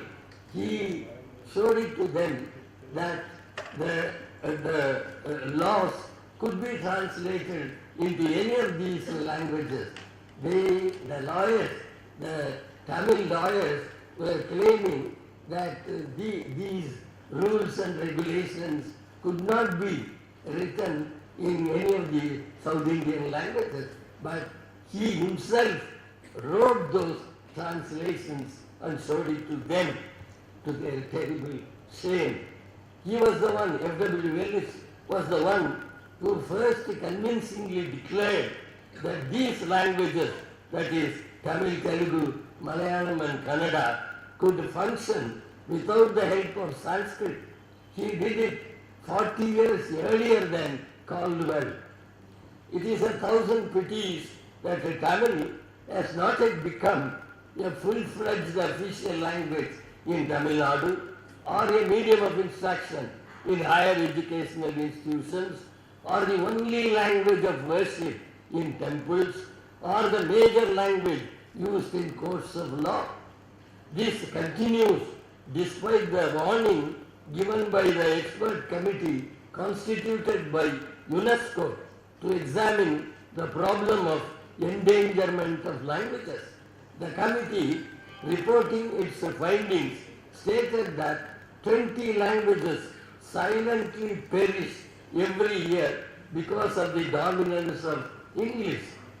But the learned members thoughtfully suggested that if a language has to save itself from the tentacles of the killer language, which is English, those who use it should be determined to take all possible measures to keep it alive, to keep their mother tongue alive. Even if a language happens to be the mother tongue of a small number of people, if they are gritty and do the right thing at the right time, they can redeem their language. Now is the time when the speakers of various Indian languages should pay heed to this warning and advice. We have to learn a lesson from the French, the Germans, and the other West Europeans who are directly and indirectly engaged in the mighty task of safeguarding the interests of their languages. Time was when the English struggled hard to protect the identity of their language, since it was threatened by French, which was fast becoming a common European language. Now, by a quirk of fate, French has been pushed to a state of endangerment. Some 12 years ago, there was an amusing report in the English dailies. This is the report that was given by Deccan Chronicle. Chirac walks out for honor of French language. Chirac, being the Prime Minister of France, walked out of this seminar. Why? President Jacques Chirac stood up for the embattled French language on Friday, unapologetic for walking out of a European Union summit meeting when a Frenchman spoke of all languages English. In the summit meeting, a Frenchman spoke English. Then Chirac got annoyed and walked out. And Chirac said about this event, we fight for our language. It is in our international interest. I was profoundly shocked to see a Frenchman express himself in English at the table, he said. Even in a globalized world where English rules, there would still be a need for French, he said. There will still be a need for French, not for any other language. Mr. Chirac claimed you cannot base a future world on just one language, just one culture. It would be a dramatic decline. From the 16th to the 19th century, a large number of Spanish words got into English. But in the 20th century, there has been a radical change, and English words are invading Spanish in all the nations where the Spanish is spoken. The Spanish are accepting them grudgingly and are secretly attempting to drive them out by coining their own equivalents in Spanish. In the African countries, the Africans who won political independence continue their fight against the English. Some black intellectuals such as Chinua Achebe, a Nobel laureate, think that in order to proclaim to the world the splendor of African culture, the African writers can use English. He tells the Englishman, like Caliban in The Tempest, we will chide you and teach you in the very same language you taught us. To estimate literary writings, he says, we don't need your yardsticks. We can get supreme yardsticks from our own tradition, African tradition. Another group of African writers like Ngugi and Wally prefer to write in their own mother tongues such as Igbo, Yoruba and Swahili, even though these writers are well versed in English. The struggle the South Africans wage to protect and develop their own Afrikaans, their language, is a lesson that has to be learned by the speakers of various regional languages in India. During the 70s of the 19th century, they started a movement called First Afrikaans Movement to fight against the atrocities of the then British government, which was bent upon destroying African languages, African arts and African culture. The South African Union made Dutch and English as official languages in 1910, but in 1925, Dutch was replaced by Afrikaans. An African university successfully completed the project of compiling and editing a dictionary of their own mother tongue. In the Muslim schools, textbooks were written to teach religious lessons in Afrikaans. In 1933, the Bible was released in an Afrikaans translation. The Christian churches in South Africa removed Dutch and gave prominence to Afrikaans. After a number of bitter struggles, Afrikaans became a medium of instruction in the schools in 1914 itself. The British, who were spectacularly successful in annihilating several languages, literatures and civilizations, are now facing a formidable enemy in the form of American English. To fight against the infiltration of American English, an organization known as Society for Pure English was started in 1913. The English are now finding it difficult, extremely difficult, to handle the internal revolt by the Scottish, the Irish and the Welsh, who claim independent status for their own mother tongues. Because of the political and economic dominance of America, British English is yielding to what is called American language, not even American English, but American language. They would like to call it American language in several areas. This is just a storm in a teacup. In an encyclopedic study of English in the US, H.L. Mencken listed the lexical, morphological, phonemic and syntactic differences between British and American English. Even as early as 1783, Webster demanded that American English should differ from British English, and deliberately making several changes in American English, published his American Spelling Book and an American Dictionary of the English language. For his reforms, he had the principles of analogy, etymology, reason and usage as a basis. Threatening the Englishman, Mencken challenged that the day is not far off when British English, which is stuffy and artificial, would one day become a dialect of American language. He said British English, which is stuffy and artificial, would one day become a dialect of American language. There is a gulf of difference between present day English as used in England and the language that came into being in the 6th or 7th century AD. In a book on the English studies written in 1998, the author rightly raises the following questions. One English language, literature, culture, or many? Historically, one or many? Geographically, one or many? Socially, one or many? One code, many media. This is what has happened to English. This sea change has led to the ridiculous situation in which the high school students of England a few years ago protested against the prescription of a Shakespeare play in their syllabus, contending that their mother tongue is not the one in which Shakespeare has written his plays, and it had to be removed from the syllabus because of the protest by the high school students. Thomas Carlyle would have been turning in his grave if he had heard of this, for had he not declared, empire or no empire, we will have our Shakespeare. Now they seem to have lost both their empire and their Shakespeare.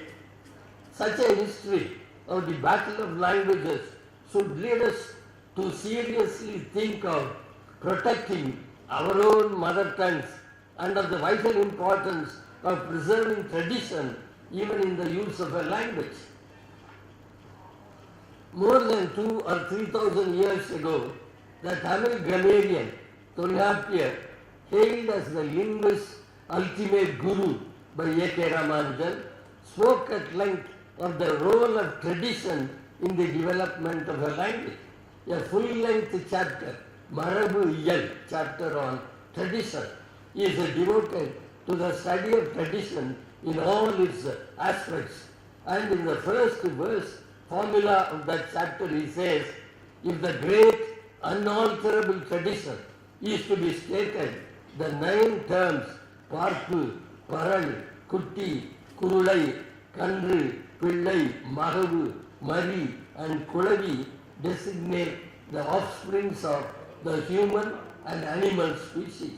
The term Marabu in Tamil has for long been used in the sense of grammar as well as of the convention of use of words to indicate objects. Another grammatical text, Nannur, states that the tradition consists in employing words in the sense in which the learned have been using.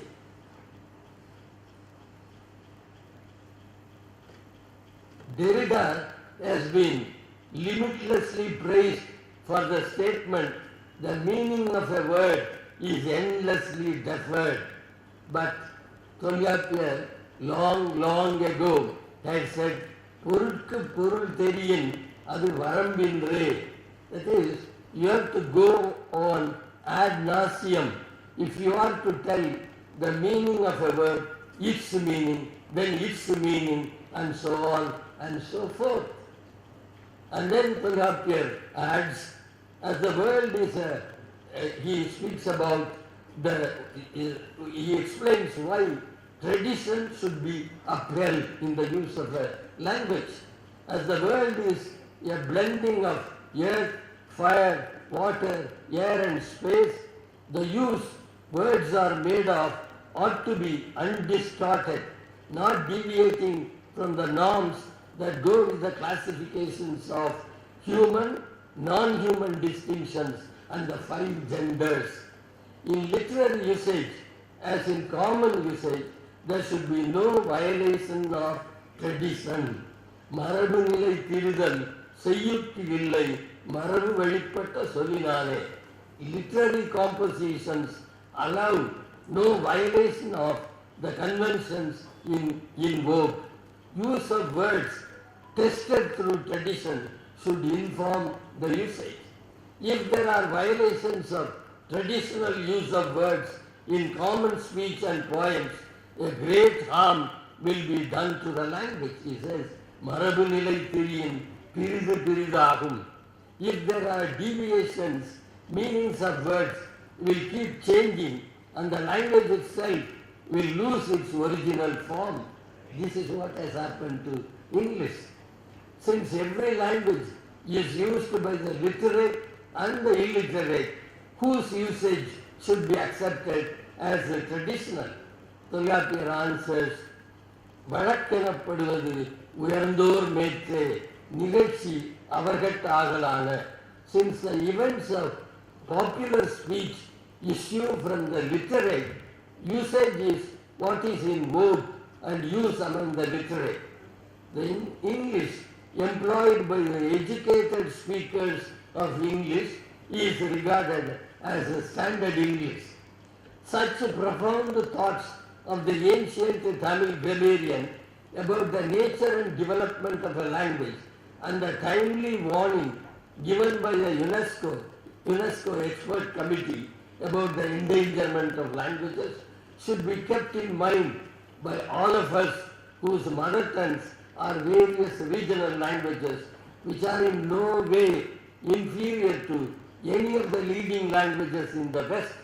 On this Mother Tongue Day, let us take the pledge that we will strive hard, unmindful of any expected or unexpected opposition, to secure our mother tongues the status they richly deserve as the official language in the state concerned, as a medium of instruction in schools and colleges, as the language of worship in temples, churches, mosques, and the language of law in courts. Thank you.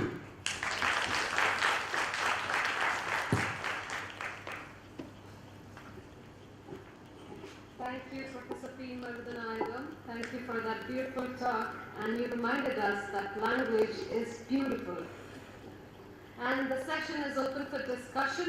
If there are any questions, anything that you'd like to discuss with Professor Marudhanayagam?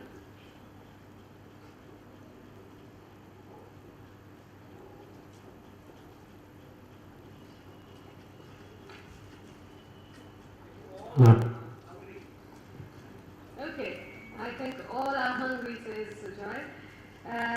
So let's part for lunch with the idea that is thanking our grandmothers and grandfathers for our language that they have given us by maintaining to use their language at homes, and let's maybe pledge that we also continue using our mother tongues. Let that be true, right? So let's part for lunch and let's get together, let's assemble here back by 2 o'clock. Thank you, everybody. Thank you, sir. Okay.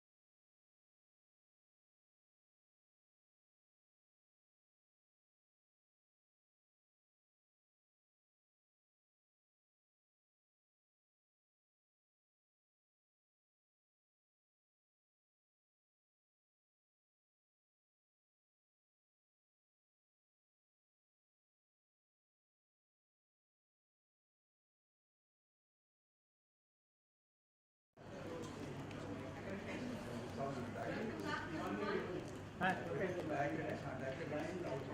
minute. You may keep it.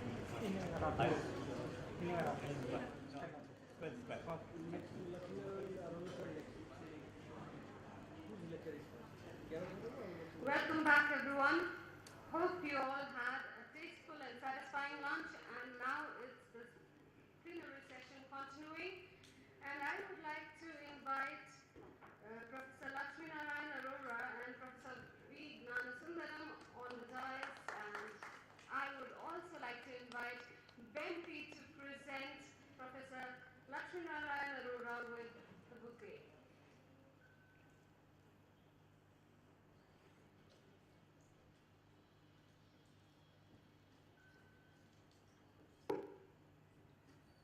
Also, Dr. Vishakha Das.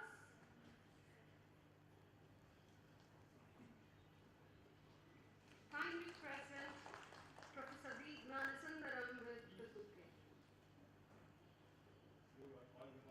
No, no. There.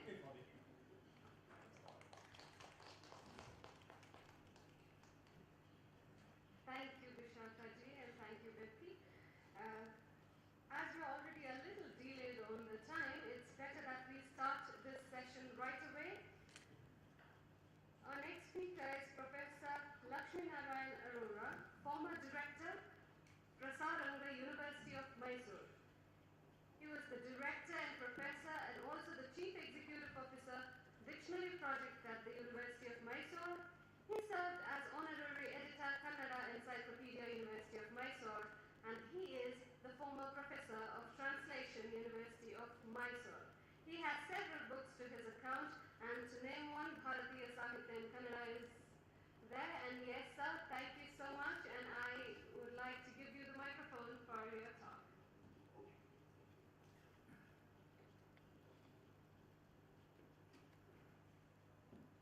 ಎಲ್ಲರಿಗೂ ನಮಸ್ಕಾರ.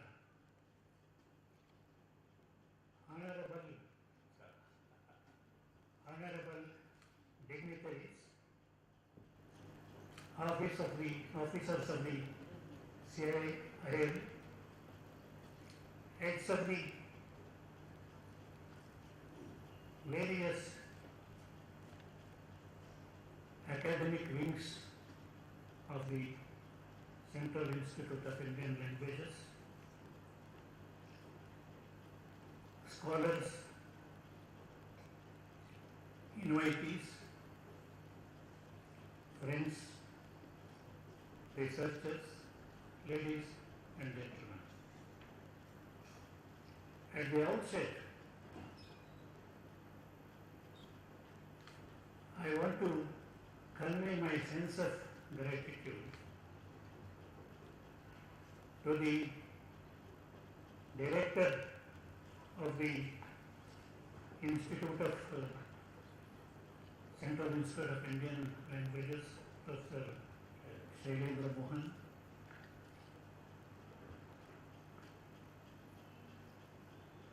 Professor C.V.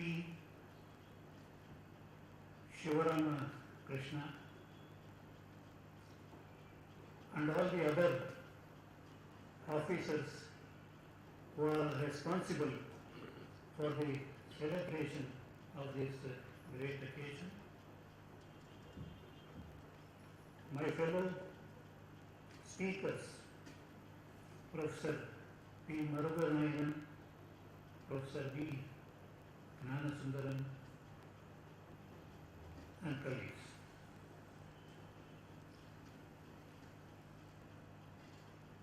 Today being the International Mother Language Day, I just consolidated some of my thoughts and views about this day and rendered the same in the form of a small paper, which I am going to present on this occasion.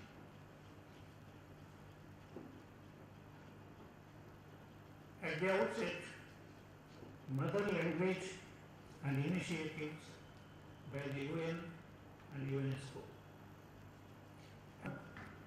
We are celebrating the International Mother Language Day every year on 21st February. It is being time and again reiterated that education given through mother language would be the most effective for learners. In fact, while mother tongue based education is essential for the overall development of individuals and to the transmission of linguistic heritage, it is unfortunate that more than 40% of the world's students do not have the privilege of getting their education in the language they speak or understand the best. The situation creates second-rate learning, affects cultural expression, and the building of social relations, and weakens the linguistic heritage of humanity. The celebration of International Mother Language Day will allow the world to understand the linguistic and cultural richness that its culture possesses, and also to promote multilingual abilities in people. We have hundreds of languages throughout our country whose cultural diversity is influenced by its myriad dialects. Language is used for communication, no doubt, but it is also a causative factor for desirable changes in society. International Mother Language Day was declared by UNESCO on February 21st, 1999 in order to create awareness of linguistic and cultural diversity and promote multilingualism. Accepting the initiative of Bangladesh, the United Nations General Assembly welcomed the proclamation of the celebration of the International Mother Language Day, making a resolution in 2002. It was on 16th May 2007 that the United Nations General Assembly called upon member nations to promote the preservation and protection of all languages used by people all over the world. The General Assembly proclaimed the year 2008 as the International Year of Language to promote unity in diversity and international understanding through multilingualism and multiculturalism.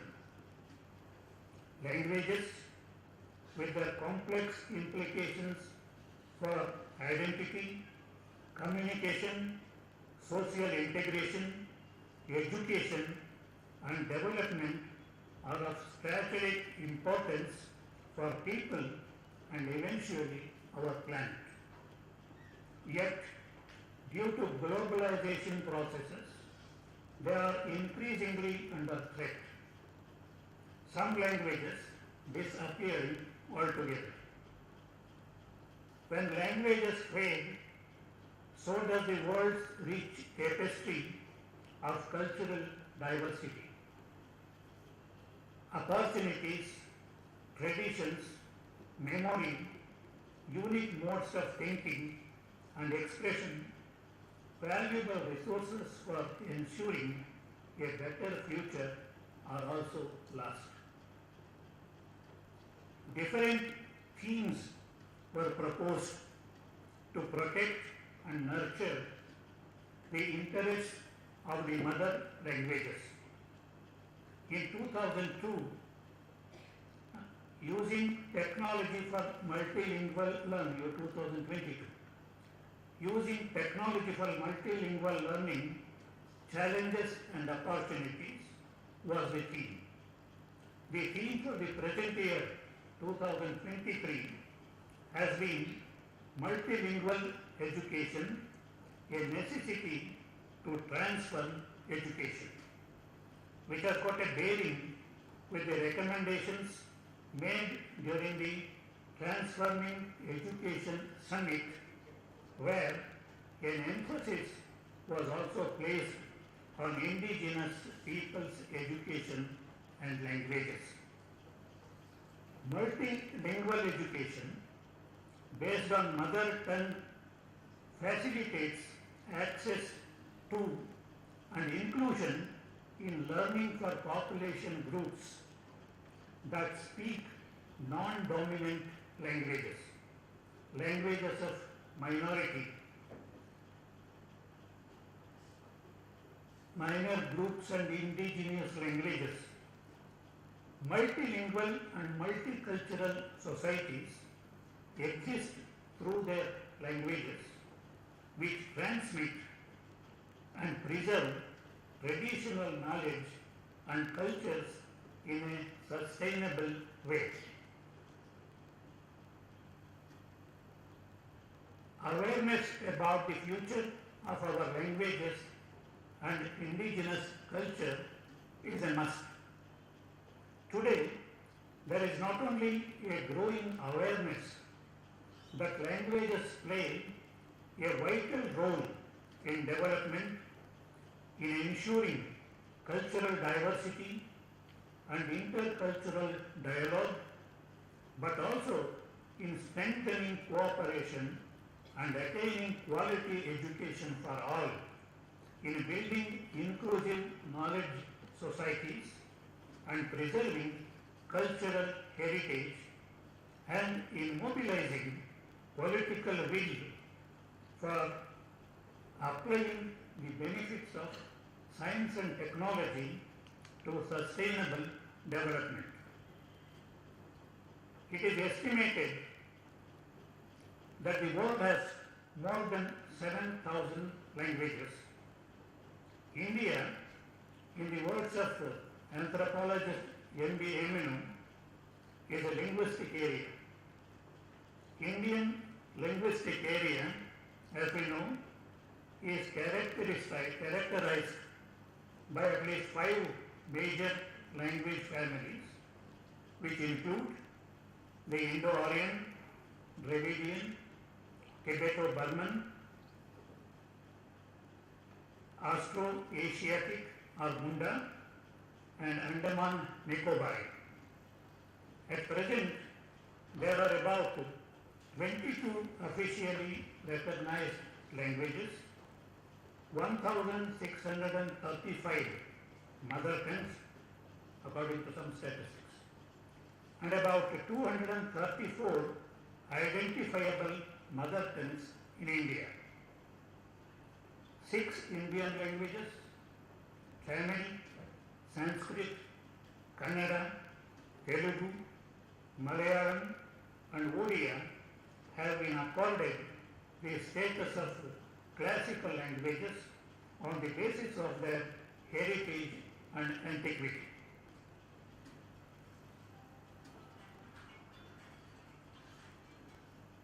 About 43% of the estimated 7,000 languages spoken across the world seem to be endangered. It is really scary to know that every 2 weeks a language disappears, taking the entire culture and intellectual heritage with it. So it is our responsibility to safeguard the interest of these languages so that they should not become extinct. In fact, multilingual and multicultural societies exist through their languages which preserve and transmit our traditional knowledge and cultures in a sustainable way. In case of this extinction becomes inevitable for some reason or the other, we should put forth all efforts and leave no stone unturned to preserve the essentials of those languages and cultures. Now about the importance of mother tongue. I am glad that my senior Marudha Nayagam has very well given a very good account about the nature of mother tongue in his lucid and attractive way of presentation, and this is just to add something to it. Mother language enjoys a very high status in any language or culture. It is considered to be very highly venerable and sacred. In order to show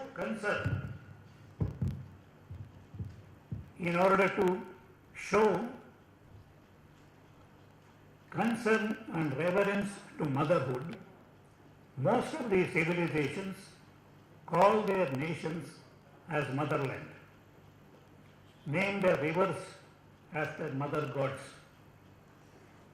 Remember, Vande Mataram, Sujalam Supalam Malayaja Sheetalam Shasya Syamalam Mataram. And also the Kannada state anthem, Bharata Jananiya Tanujate Jaya He Karnataka Mate. All these go in the name of mother tongue and motherland. Our ancient texts too come out with a large number of sayings in honor of language, particularly the mother language. A few such sayings could be quoted here. In Ramayana we get Mitrani Dhana Dhanyani Prajanam Sammatamiva Janani Janma Bhumischa Swargadapi Gariyasi. We get that from Ramayana. And Kalidasa in his Raghuvamsha, Vadartha viva sampraktau, Vadartha pratipattaye, Jagatah pitarau vande, Parvati Parameshwarau. So Vak or language is associated, and Kalidasa makes it an embodiment of Parvati and Parameshwara together. And Tulsidas in his Ramacharita Nana Purana Nigamadama Sammatam Yad Ramayane Nigaditam Kochidanyatopi Swanta Sukaya Tulasi Raghunatha Gata Bhasha Nibandha Mati Manjula Matanoti. So Tulsidas says nothing is greater than an expression in one's own mother tongue. In Bhasha, Tulsidas wrote Ramacharita in Audhi language, a dialect of Hindi, and we know it as Hindi Ramayana, Ramacharita. And we have got some proverbs like Bhasha Badta Neer Hai, Bhasha Badta Neer Hai, Pani hai, Bhasha. And we have got this कोस कोस पर बदले पानी, चार कोस पर बानी. कोस कोस पर बदले पानी, चार कोस पर बानी. And Bhartendu Harishchandra, the forerunner of modern Hindi, literature, he upholds the importance of mother language. Nija Bhasha Unnati Ahai, Nija Bhasha Unnati Ahai, Sab Unnati Ko Mool, Sab Unnati Ko Mool, Binu Nija Bhasha Gnanike, Mitatana Hiya Ko Sool. So it is only in the upliftment of our mother tongue that we exist, our culture exists. Several Kannada poets record their high appreciations for the native Kannada language and question what need is there to adorn Sanskrit in place of our mother language for our literary compositions. Of course, there are so many sayings by Kannada poets about the importance of the mother tongue Kannada language. But here I just quote two poets who were very much unhappy about a mixture of Kannada and Sanskrit together in our compositions. Nayasena, a poet who wrote a work called Dharmamrita, he says, Takkude beresalke grutamumam tailamumam. Takkude beresalke grutamumam tailamumam. Is it fair to add ghee and oil together and make use of it? So ghee is different, oil is different. They are differently accepted.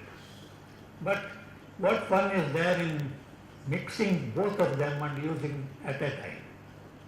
So they were not very much happy about this type of usage, and they wanted to safeguard that. A poet called Andaya in Kannada, he actually declared that he would not make use of any Sanskrit word in his work. He wrote a work called Kabbigara Kavam. I don't make use of any Sanskrit word in my work. But incidentally, he had to make use of several tadbhavas. Because that was the alternative that he could get. Anyway, that determination is important, that awareness, that penchant to make use of one's own mother tongue for the purpose of literary compositions. Another poet called Mahalinga Ranga, he says, Surida Balaya Hanninandadi, Kalida Sigurina Kabbinandadi, Alida Ushnada Halinandadi, ಸುಲಭವಾಗಿರ್ಪ ಲಲಿತವಹ ಕನ್ನಡದ ನುಡಿಯಲಿ ತಿಳಿದು ತನ್ನೊಳು ತನ್ನ ಮೋಕ್ಷವ ಗಳಿಸಿಕೊಂಡರೆ ಸಾಲದೆ ಸಂಸ್ಕೃತದಲ್ಲಿನ್ನೇನು. What is there in Sanskrit? Kannada language is so easy, so subtle, that it is just like peeling a plantain and eating. Sulida ಬಾಳೆಯ ಹಣ್ಣಿನಂದರೆ. That's what this is. So throughout our history of not only Kannada literature, probably in all literatures, there was a strong feeling among writers that they should preserve the nativity of their own languages. That should be nurtured. Of course, Sanskrit is one language, a mother language, which has nurtured, which has mothered all our languages. We have to be highly grateful to Sanskrit for its vocabulary, grammar, culture, material, resources and whatnot. But yet our poets, they were scared, but because it should not have been done at the cost of the interests of our own regional languages. According to an estimate, the total number of languages in the world, as I told you earlier, it was about 7,000, and this person says 6,809, figuring it out, out of which 90% of the languages have less than 1 lakh speakers. There are about 150 to 200 languages spoken by over 1 million people. There are about 357 languages spoken by only 50 people. Not only this, surprisingly, there are 46 languages which have only one speaker. Of course, this statistic is to just caution us. It may not be, the figures may be debatable, but yet this will caution us about the immediate necessity to preserve our culture, our heritage through our languages. Papua New Guinea is considered to be the most linguistically diverse country in Asia Pacific area. According to Ethnologue, there are 839 living languages spoken in the country, Papua New Guinea. I think it is a little larger than Karnataka. There are about 839 living languages spoken in the country.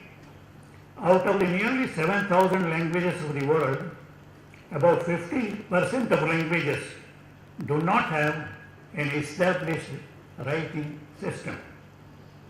Since 1950, nearly 360 languages have globally become extinct.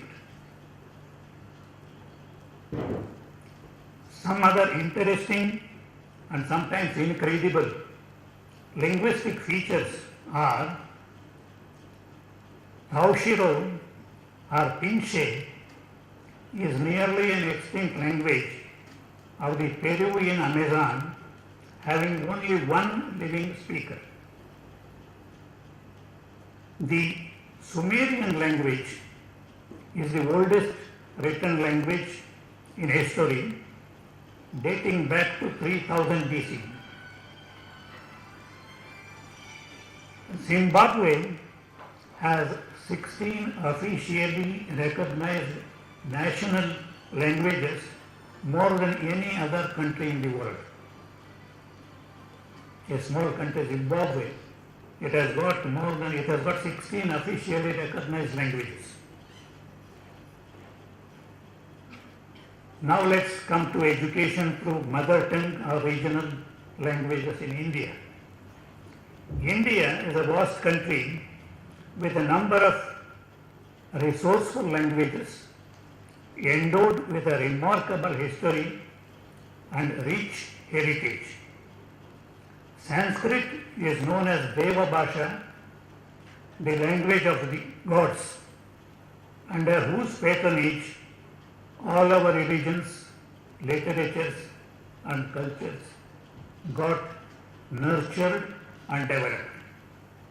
Of course, later we saw Pali and Prakrit adorning the seat of religious and literary languages of the later centuries, paving way for the Buddhist and Jain literatures.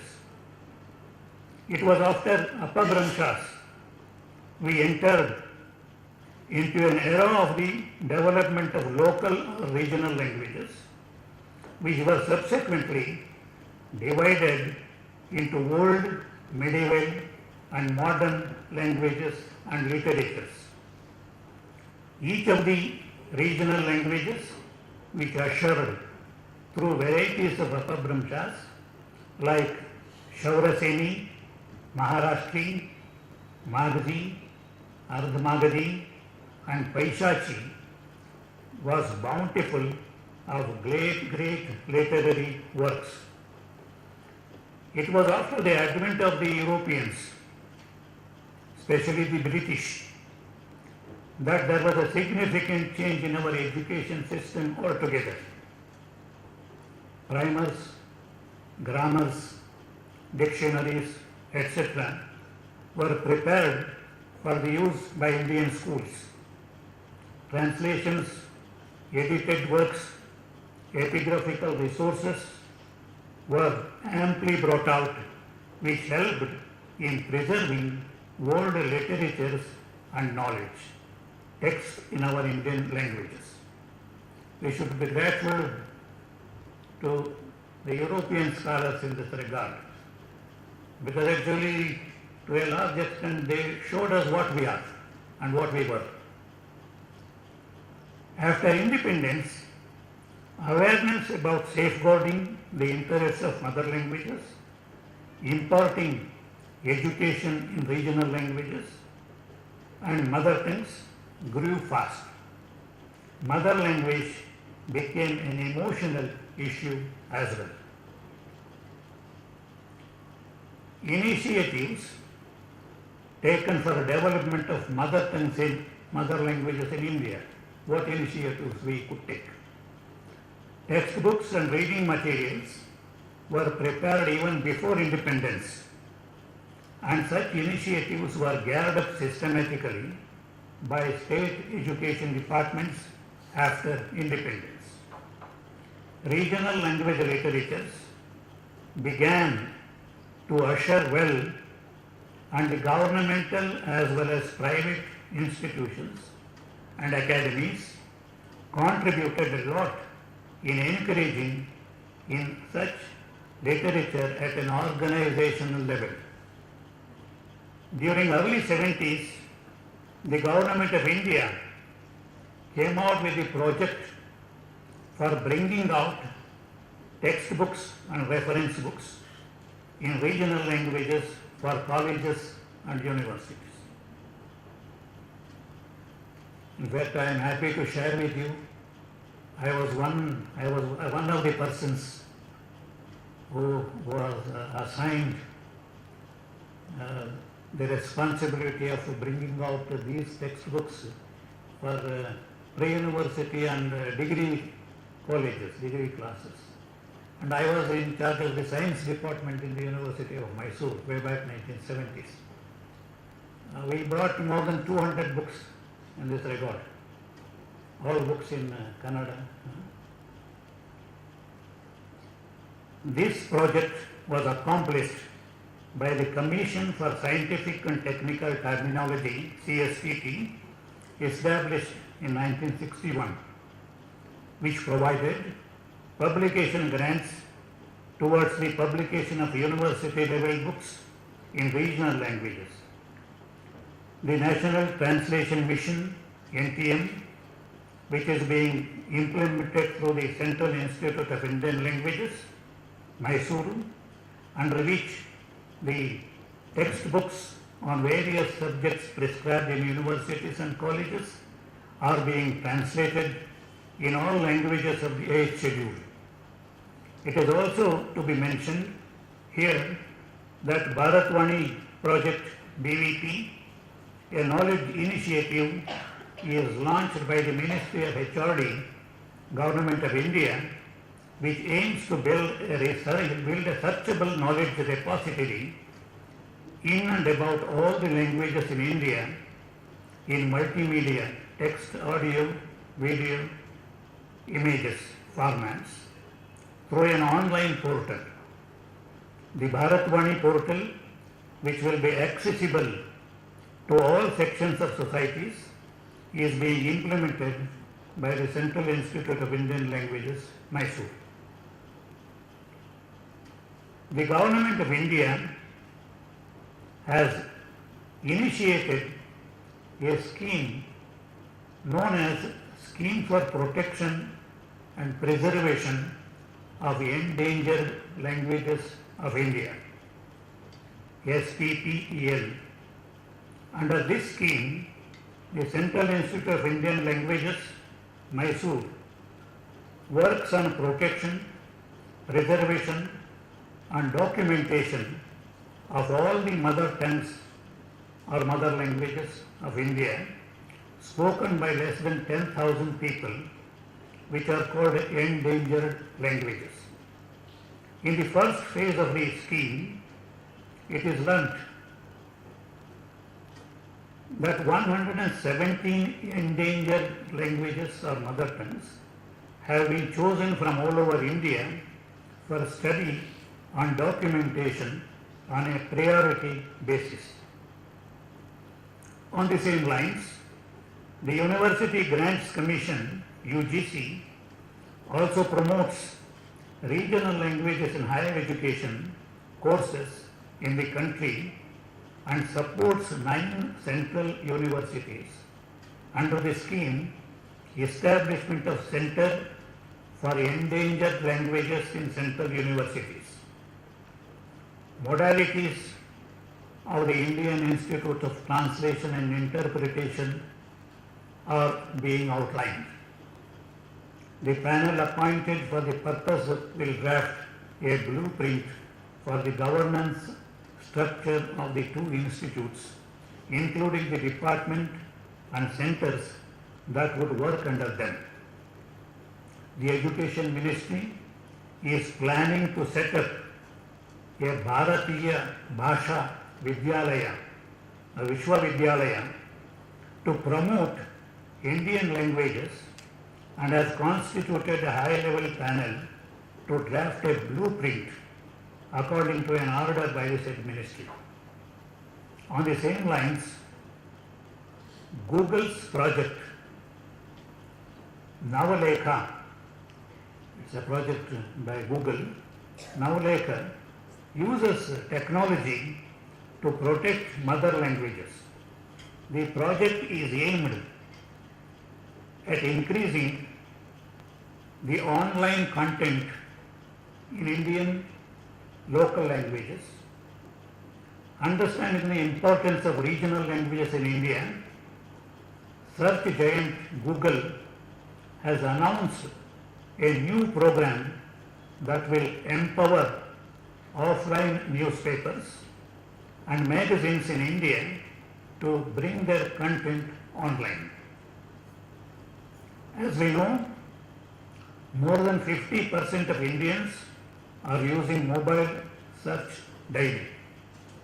But most of the documents available on the web today are in English and a very few in Indian languages. For search to be truly helpful, it is necessary to bring useful content in all the languages that a common man understands. Now we can have a look at the constitutional provisions in favor of mother tongues and regional languages. Constitution of India also has made several provisions for the protection and welfare of the interests of the local languages, mother languages, regional languages, minority languages, tribal languages, etc. Article 29 of the Constitution, that's called Protection of Interests of Minorities, gives all citizens right to conserve their language and prohibits discrimination on the basis of languages. Article 120, language to be used in Parliament. It's about the language to be used in Parliament. It provides for use of Hindi or English for transactions of Parliament, but gives the right to members of Parliament to express themselves in their own mother tongues.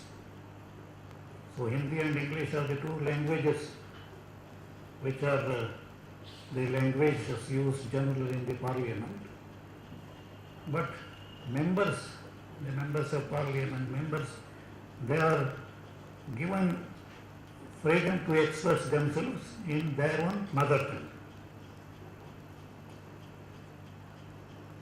Part 17 of the Indian Constitution deals with the official languages in Articles 343 to 351. Article 350A is about the facilities for instruction in mother tongue at primary stage, provides facilities for instruction in the mother tongue at the primary stage of education to children belonging to linguistic minority groups. Article 350B, it's about special officer for linguistic minorities. The President of India should appoint a special officer for linguistic minorities to investigate all matters relating to the constitutional safeguards for linguistic minorities and to report to him. The President should place all such reports before the Parliament and send them to the state government concerned. And as we very well know, the 8th schedule of the Constitution, it recognizes 22 languages: Assamese, Bengali, Gujarati, Hindi, Kannada, Kashmiri, Konkani, Malayalam, Manipuri, Marathi, Nepali, Odia, Punjabi, Sanskrit, Sindhi, Tamil, Telugu, Urdu, Bodo, Santali, Maithili and Dogri. And the last provision, right to information, right to education, that is the RTE Act 2009, which says that the medium of instruction shall, as far as practicable, be in a child's mother tongue. It's very much important because we have been striving hard since more than nearly 100 years to make our languages substantial and self-supporting. They should be able to express anything and everything. That's our purpose. National Education Policy and Mother Languages. So the NEP 2020 has emphasized the use of mother tongue as the medium of instruction till class 5. The National Education Policy 2020 recommends emphasis on either one's mother tongue, local or a regional language as the medium of instruction at least till grade 5, while it recommends the such use till class 8 and even beyond.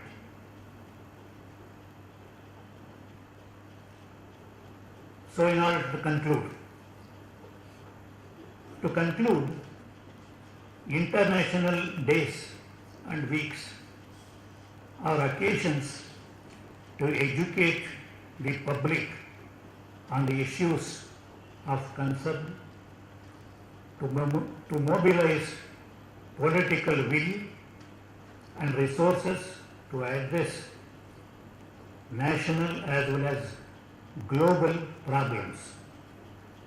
It is also to celebrate and reinforce achievements of the people behind such events and to inculcate motivation in all those who are concerned. Today, we have become global citizens and we ought to think and act globally. That way, the celebration of Mother Language Day all over the world is very highly significant and meaningful. Thank you very much.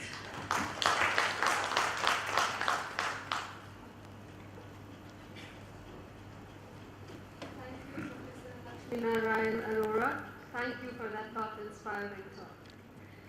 Now the session is open for discussion. If anybody would like to ask any questions or anything to discuss.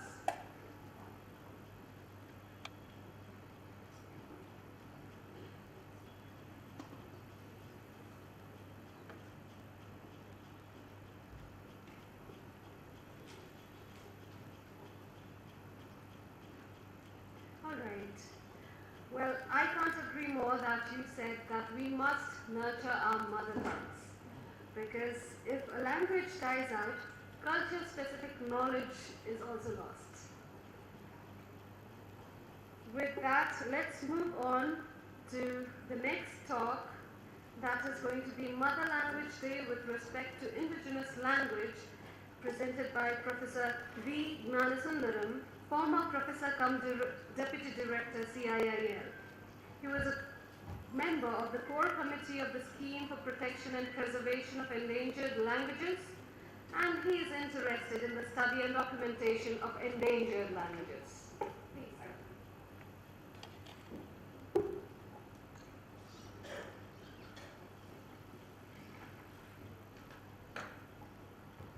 Honorable Chairperson of the day, Professor Lakshminarayana Arora. In fact, he has given a very detailed account in terms of constitutional guarantees and also how theoretically or in principle the Government of India aims to promote mother tongue education on par with the citizens of India. I should thank him because on the background of his presentation, my presentation today probably may happen to be a kind of critique or an insider's view as how at the implementation level or what is the scenario as far as present day India is concerned regarding the implementation of mother tongue education. Whereby my concentration more will be on the indigenous languages that are spoken by tribal population at large in India.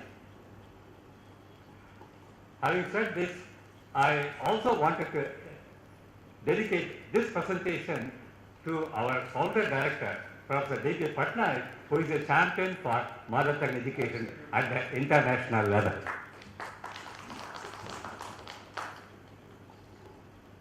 Well, enough details have already been told by Professor Arora in his excellent deliberation.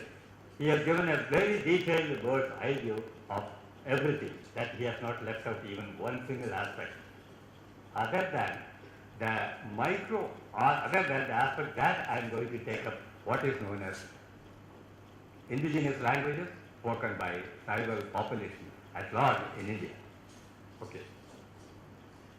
Maybe sometimes it will be a critique, maybe sometimes it will be my own experiences working in the institute for more than 30 years, especially out of 30 years, 22 years I have spent along with Professor Rajesh Satyeva and others in implementing the so-called bilingual education to the tribal population at large in India. We have not left any part of India as far as implementation is concerned.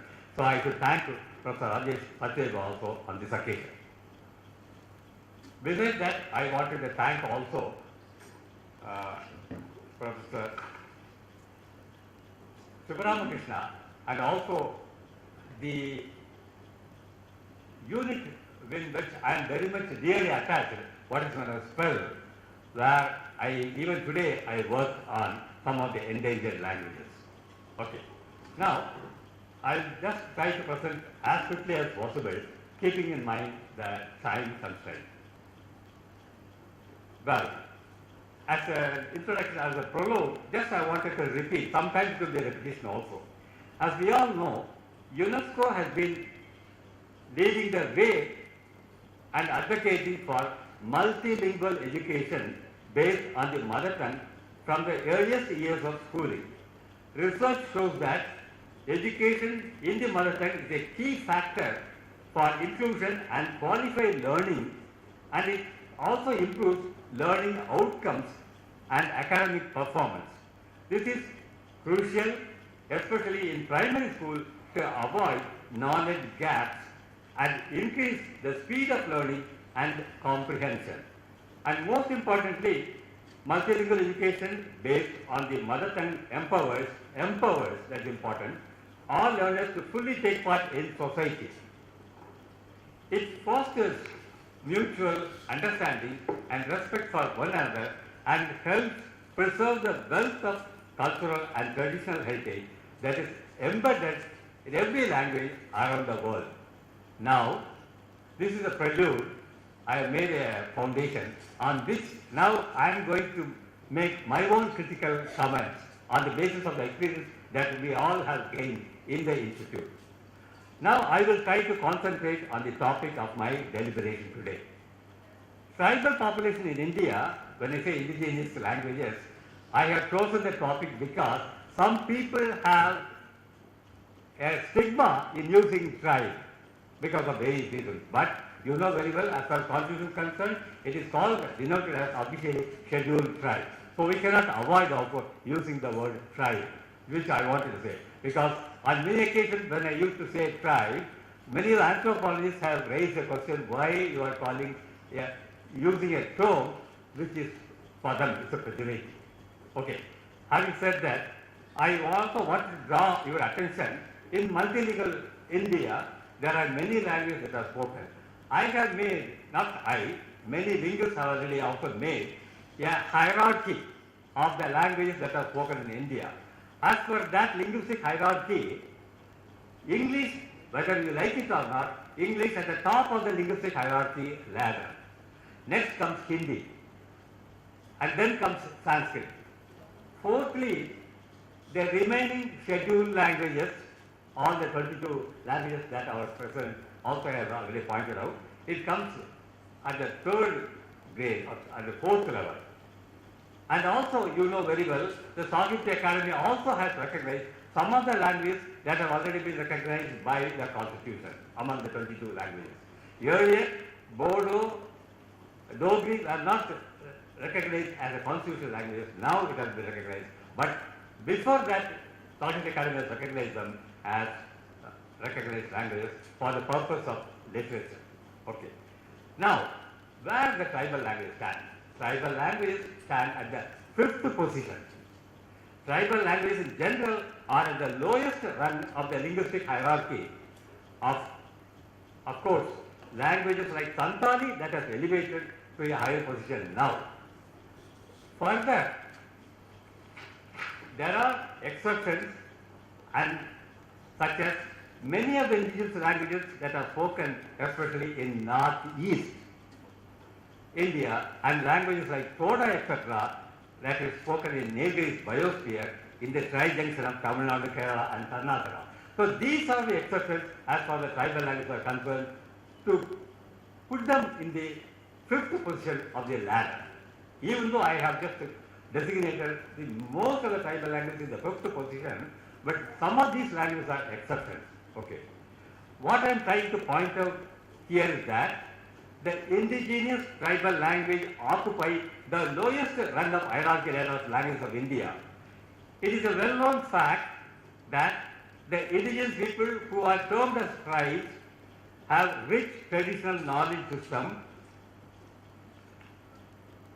Excuse me, because of age problem, I think often I used to drink water in order to quench not only my thirst, in order to control my breath also. Sorry.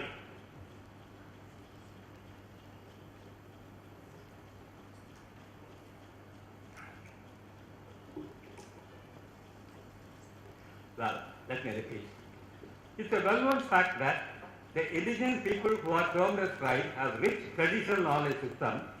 On the one hand, we can speak on hours to hours are together as far as the traditional knowledge system is concerned.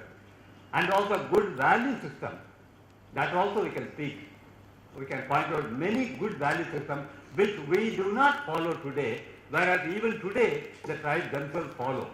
As far as the Tamil speaker is concerned, I know the sanctity called Tirukkural is a kind of informal religion for many of the Tamils, but at the theoretical level we appreciate Tirukkural, but at the practical level we don't practice.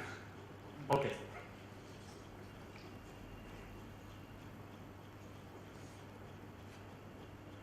Now, regarding the traditional knowledge, I wanted to point out only one example. These are all well-known examples. The tribal medicine system that has been now widely accepted and practiced in states like Kerala, etc. In Kerala, the tribal medicine system to great extent is formalized and courses are offered to those who are interested to practice that kind of medicine. Regarding values, it is our experience, the following anecdote will also tell how the tribes on par with the social system, they follow the value system also. Regarding values, the following incident that was taken place in the Sea of Strait Island of the Union Territory of Andaman Nicobar Islands and was observed by itself with other members of the team from CIL may be narrated here. An old Andamanese who was catching fishes in the sea continuously and dropping them into a basket for some time. After some time, he dipped into the basket, stared the fishes in the basket for quite some time, made a count probably, we don't know. Then, after some time, what he did, he just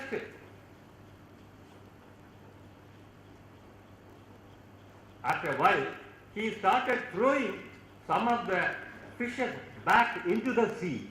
The live fishes he just threw into the sea, back into the sea. We have got surprised. Out of our team members asked him, one of the team members asked him as to why he threw some of the fishes from the heap of the fishes he got back into the sea. His reply was, by mistake, I caught more than the requirement of my family and as well as for the requirement of my neighbor's family in the settlement for that day. Hence, I threw the excess fishes that I caught by mistake into the sea, so that whosoever comes next to me to catch the fishes will have opportunity to get some fishes for their use. Whatever that is available in nature is for all this value that a tribe has. But a common man in India generally has a negative opinion, attitude about a tribe, and the language she or he speaks is considered as not a language at all. This is a perception of an average human being in India, not only in India, elsewhere also. This negative attitude, which a non-tribe has, ultimately gets transferred into the minds of the tribe themselves. As a result of this, many of them in India, speaking different indigenous languages, shy to speak their languages, especially in front of a non-tribe. Many tribal language speaking parents in India today do not want their children to learn their indigenous mother languages. That's also a fact. The tribes, I can just only point out, there is one village in Tamil Nadu where a tribal language called the Iravallan is spoken, where only the women spoke the language, only the women speak the language, whereas all the men have lost efficiency in speaking the language at all. There are many examples which we can give as how language also gets eroded from their social life.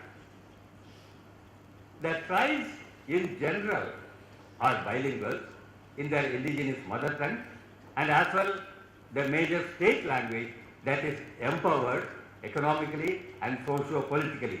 This tribal bilingualism definitely different from the general Indian bilingualism, and Indian bilingualism staple where in which the empowered language spoken as major language like Kannada in Karnataka or Tamil in Tamil Nadu or Telugu in Andhra Pradesh allows the language spoken by the linguistic minorities, to live, sustain. Tribal bilingualism, on the other hand, is transient, unstable, subtractive, in many instances, ultimately leads to a complete switchover from her or his tribal mother tongue to the non-tribal, empowered state language. I hope I make the point clear.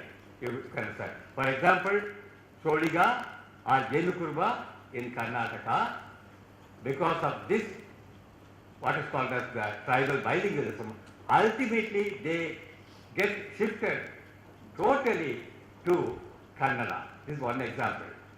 where the results, some of the empirical studies also show that the younger generation today, they do not have much proficiency in their own indigenous languages. I don't want to give you all the research reports. This is how many of the tribal languages, especially the smaller tribal languages in India, ultimately get shifted towards non-tribal languages. This is something, the bigger fishes eating away the smaller fishes. In fact, Census 1961 is a testimony to this phenomenon, wherein almost 50% of the tribes declared that a non-tribal language as their own mother tongue. As per UNESCO's report, 196 languages in India are endangered languages. And out of these, we made a count. We found that 80% of them are nothing but tribal languages.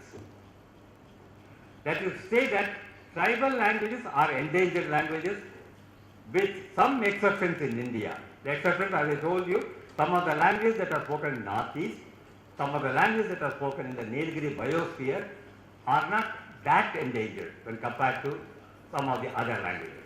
Okay. That is to say,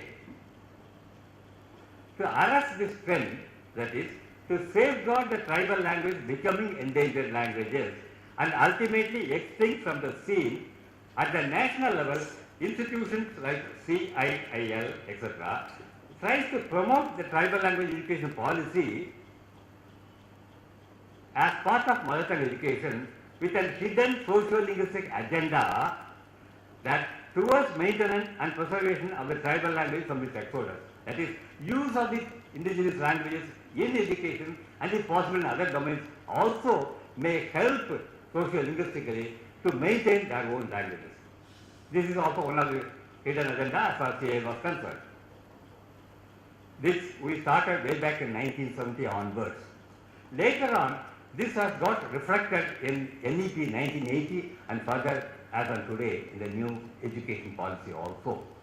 So the root has actually started from CIIL as far as mother tongue education with respect to indigenous speakers are also concerned. Further, it may be pointed out that in states like Tamil Nadu, I just switch over from indigenous language to the so-called scheduled languages and classical language also. It may be pointed out that in states like Tamil Nadu, etc., many of the younger generation today appear to have acquired only the informal or spoken variety of the diglottic Tamil, thus reducing Tamil as a home dialect only.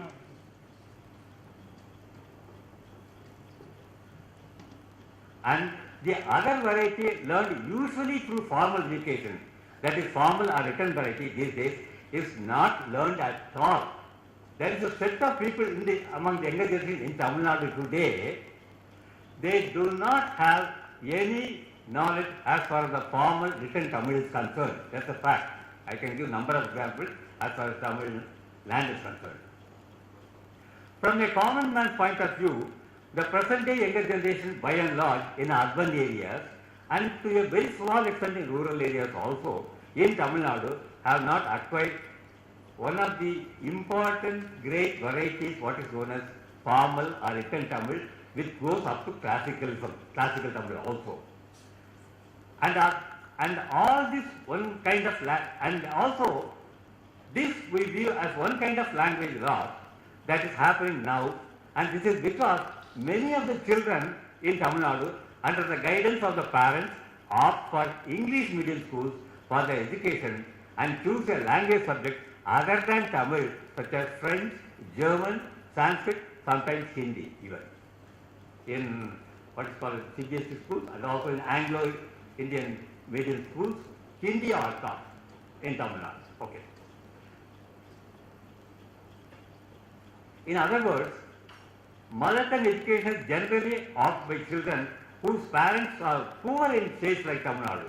Who opts the mother tongue education in states like Tamil Nadu, etc.? Only people who are at the, from the economic point of view at the lower level, they only opt for mother tongue education. This is also true in Tamil Nadu, and also we have seen in Union Territory of Andaman and Nicobar and also that the same thing is repeated.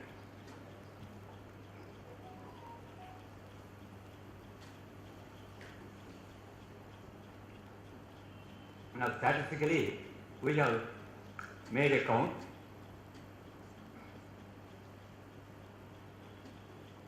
English medium schools are much more in number in states like Tamil Nadu, etc. The same state of affairs prevalent in states like Uttar Pradesh also, where English medium schools are much more than Hindi medium schools. We have just made a count, and then we have found also that English medium schools are much more, even in states like Uttar Pradesh. Here, whether we like it or not, we have to admit that English disturbs to a great extent the mother tongue education in India. As social linguists, many of us know that use of language, mother tongue, for literacy and education in larger ways helps the language for its sustenance, and in other words, will prevent its exodus from the linguistic scenario. Coming back to the theme of my deliberation today, that is in the case of tribal languages, the concerned major language of the state with its economic and socio-political empowerment has become a threat to the existence of the tribal language at large, and also disturbs, nay, prevents the tribal children in getting their mother tongue education through their indigenous mother tongues. This is the situation that prevails by and large in the Indian scenario. Until the mindset of an Indian changes regarding the mother tongue education, things are not going to change drastically. The mindset of an Indian may change if she or he gets convinced that the mother tongue education in no way will hamper his economic advancement. This is general. In the case of the indigenous tribal languages, first and foremost is that a positive attitude towards tribal language has to be developed, infused in the minds of the non-tribes first, and then among the tribes secondly. The bi or multilingual education model, so that education through a tribe's mother tongue initially gets assured and later stages get transferred to state language medium along with the development of English language skills. We don't decry English should not be learned. What are we trying to say that in the mother tongue education program, English should be also taught as a language in order to develop his own communicative skills. The NEP, fortunately, I hope in this direction. Thank you so much.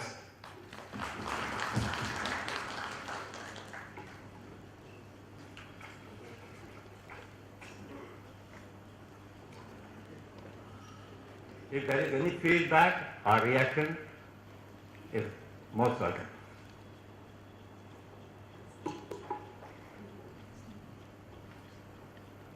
Thank you, Professor Gnanasundaram, for that informative and gripping talk.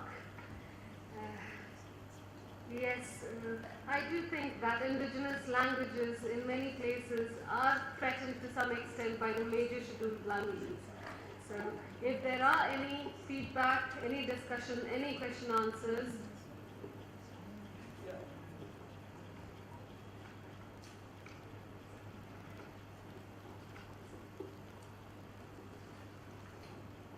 if there is,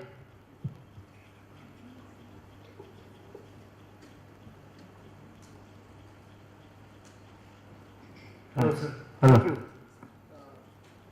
See, I have 2-3 queries. First, you have mentioned that children from lower economic of education. Is there any studies on that? Yeah. Okay. There are. Kindly, We will give references. Yeah, please. Sure. And one more thing. See, we always get the information about MTB, MLE, Mother Tongue Based Multilingual Education, Andhra Pradesh, CIL initiative also, then Odisha, Chhattisgarh, Jharkhand, and recently I think Rajasthan government also initiated some discussion. See, I wanted to know, is there any studies which also highlight the loopholes of MTV, MLE in India. Because you see, only good picture will not give us the actual highlight. Or let's say tomorrow CIL wants to initiate another program, this sort of program, then what should CIL do? Okay, and as I mean, I am not much aware about MTV, MLE, but the amount of information I have, it's not always the rosy picture we get from the expert that okay, this is this. Okay, so I just wanted to know two references. Yeah. Generally, I am a person who doesn't give rosy picture at all. I am always a critic as far as any program is concerned, even in the institute also. As far as the Orissa multilingualism is concerned, there are a couple of papers that have appeared in the literature where you can also refer. If you want, I can give references also, where to great extent they have unfortunately given the rosy picture only. You are right. But as far as the negative picture, probably we have to work it out and then we have to find it out, or we have to discuss with them what are the negative pictures. Need to be a negative picture. Is that satisfy your answer? Or is that satisfy your answer or you want to? Yeah, I understand, sir. Yeah, what I please said, tell me. it's If not you want something, you necessarily- can ask me. Yeah, it's not necessarily be negative picture, but it should No, be. no, see, in any program, you have merits as well as demerits. Yes, sir. You have rightly pointed out, many of us try to focus only the rosy picture or the merits only, avoiding some of the negative pictures. But in a scientific report, as you rightly point out, we have to give both positive as well as negative. But in the interest to promote the what is called as the new models, people fall back only on the rosy picture or the positive attitude only. That is what is happening in India. Yeah. Sir, it was not a question. I just wanted to. Yeah, probably I will not react to problem. Yeah, please. No. I mean, I'm fine. Thank you, sir. Sir, my question is to Professor Arora, sir. Yeah. Sir, thank you for your wonderful speech.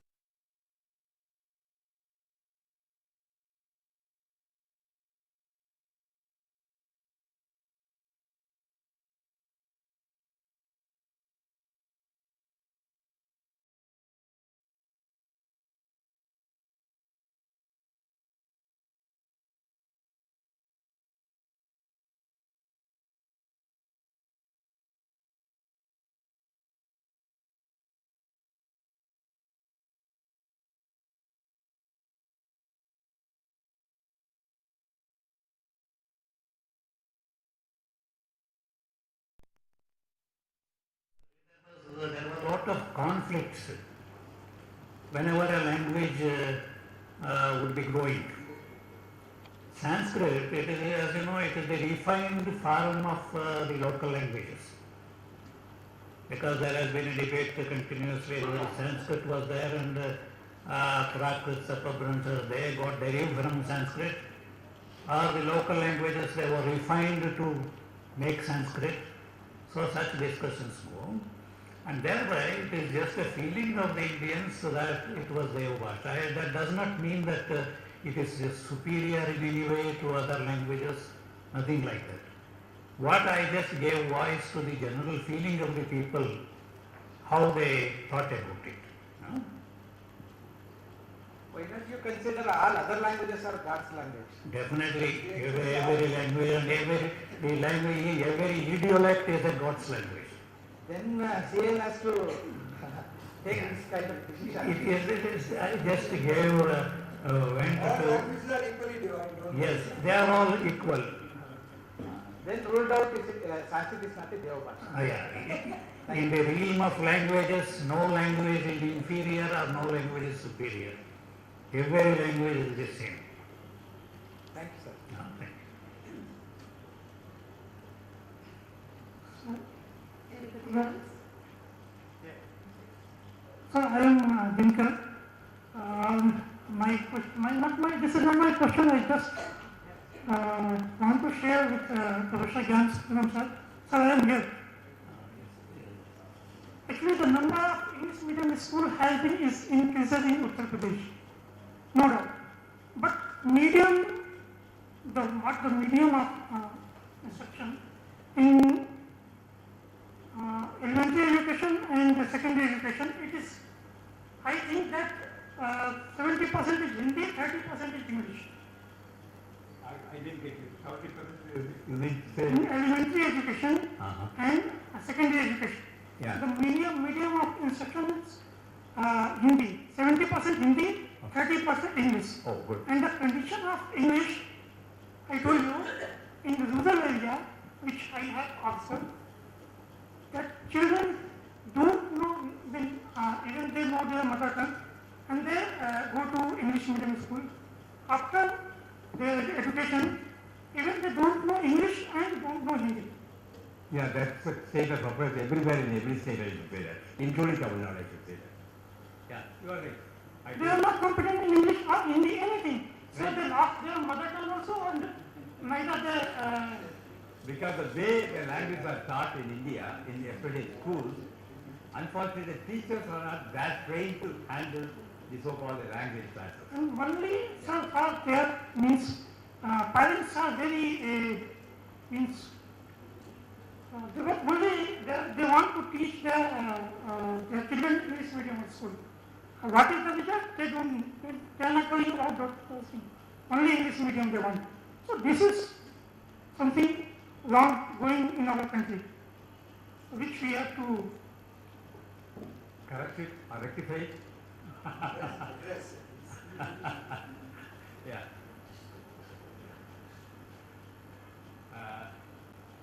Okay. Thanks. Yeah. Thank you. Anybody else?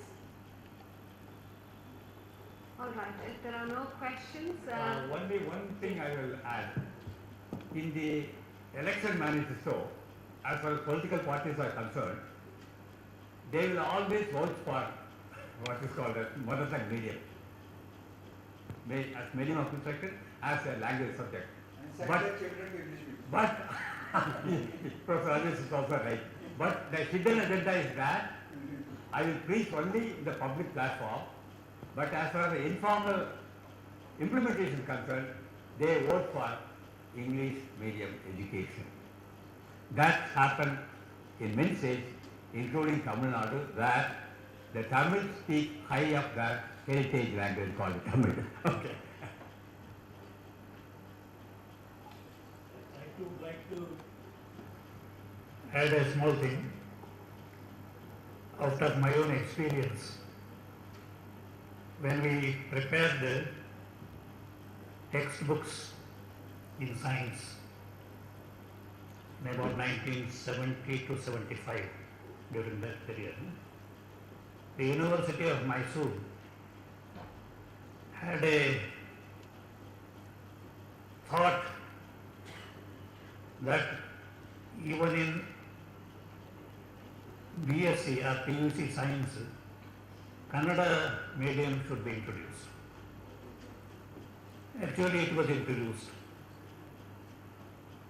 In Yuvaraja's college, there was a Kannada section in science.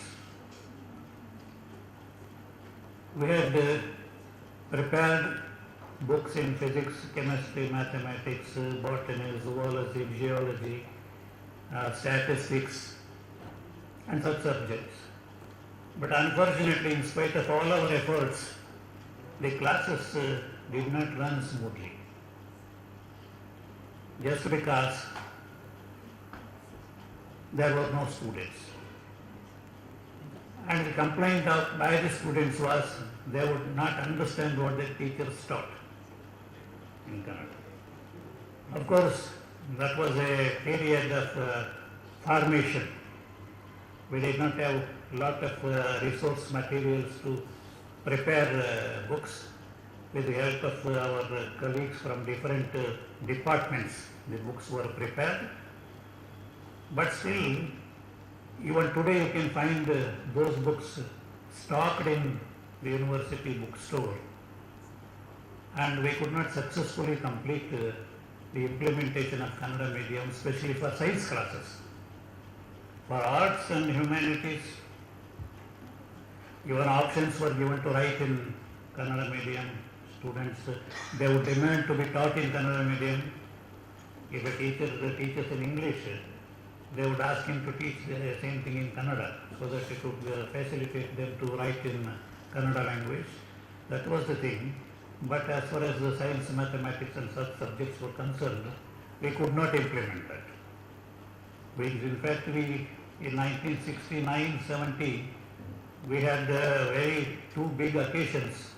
One for a big workshop to educate, prepare teachers or writers in science, and another for humanities subjects. Of course, that produced a number of good writers, but eventually we could not implement the thing because of the willpower. I think today things have changed, and we have to look forward how best it would be possible to implement Kannada medium, especially in science courses, in the backdrop of what the National Education Policy 2020 is offering to us.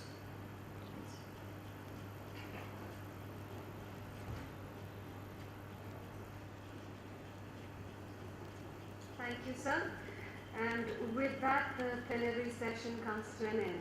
Thank you so much.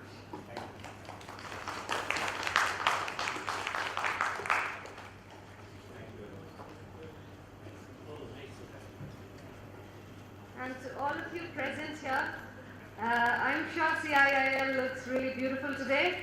Many things have been adorned outside, and many of you must have clicked pictures and may plan to post it online.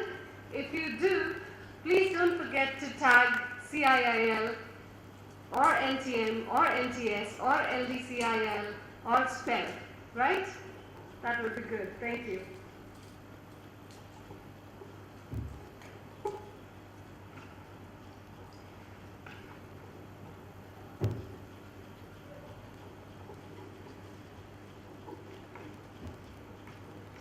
Now it's time that we begin our valedictory session.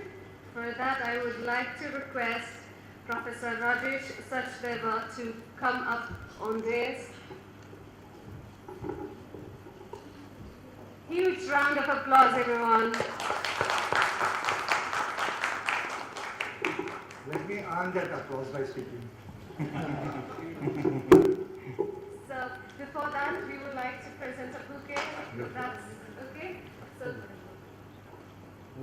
Hello, am I audible? Yes. Yeah. She's Gami Talawar from July. Oh. Yes. Kublai. Jowai. I'm going to actually give you, I think, an example of Pranarva. Since I have a speaker version. It's a mother tongue listed on the class. I would actually like to begin with something like a prayer in my heart. This morning, when I was leaving for this conference, I was hearing that Turkey had been struck by a second earthquake of 6.3 magnitude. And the first reports had again started coming that this was also quite devastating, and several hundred people may have been again died, and just adding sorrow to the already most saddening plight of those people there. So I think we should have a sense of humanity is one. Not only all of nature, we are all interconnected. We may compartmentalize ourselves and dissociate one from the other in the name of nationality and nationalism and boundaries, but our collective fate is at stake as humanity on earth. The second depressing note was the temperature in Jaipur and Delhi had gone to 34 degrees in February, 7 degrees more than the average rise in February at that time, reminding us that climate change is such a huge issue, and all of us, our stake, our languages will survive only if we survive, right? So I'm not so sure about whether we will. And languages may become just volumes out there, and whether we will survive is my more difficult question, with the kind of war that has begun, the climate changes that are there, the earthquakes that happen. So I was not in a very happy mood when I left home.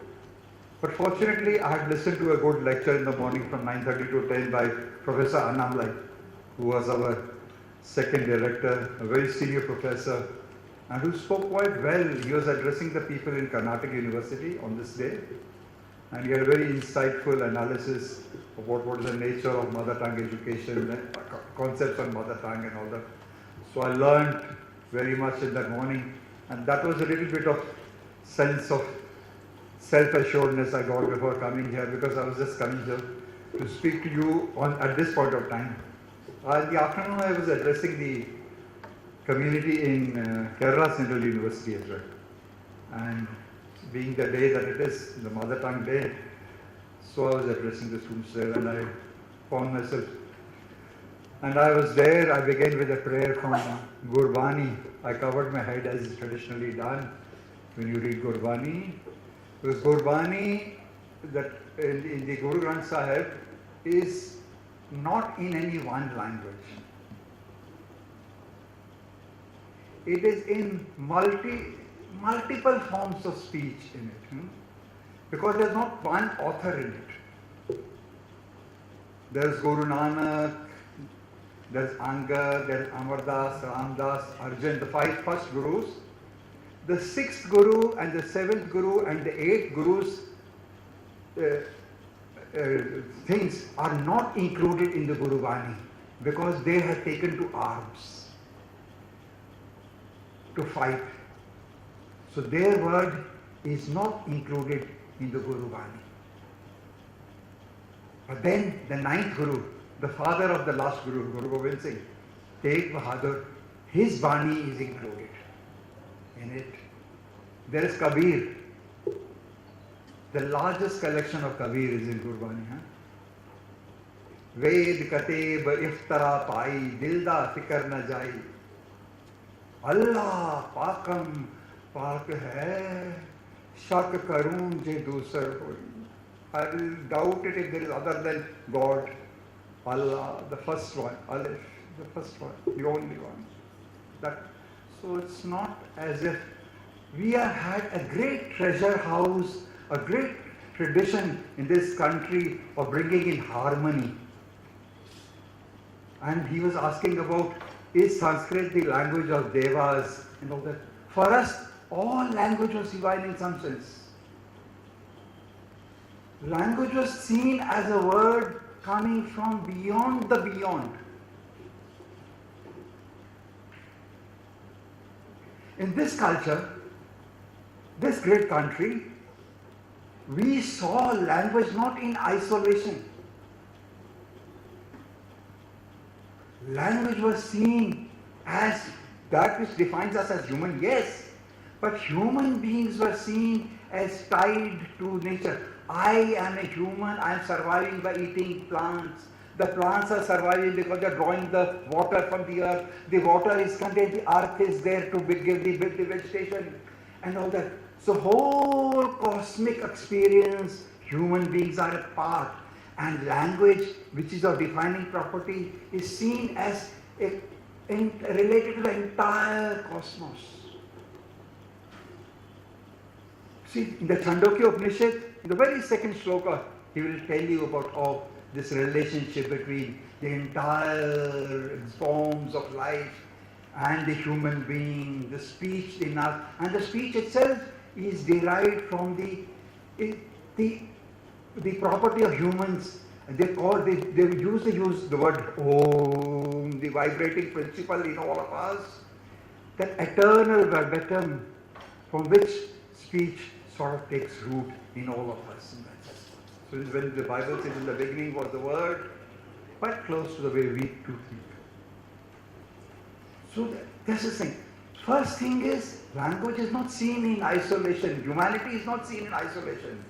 Humanity is seen as a part of the entire living cosmos around us, and speech is an integral component of that.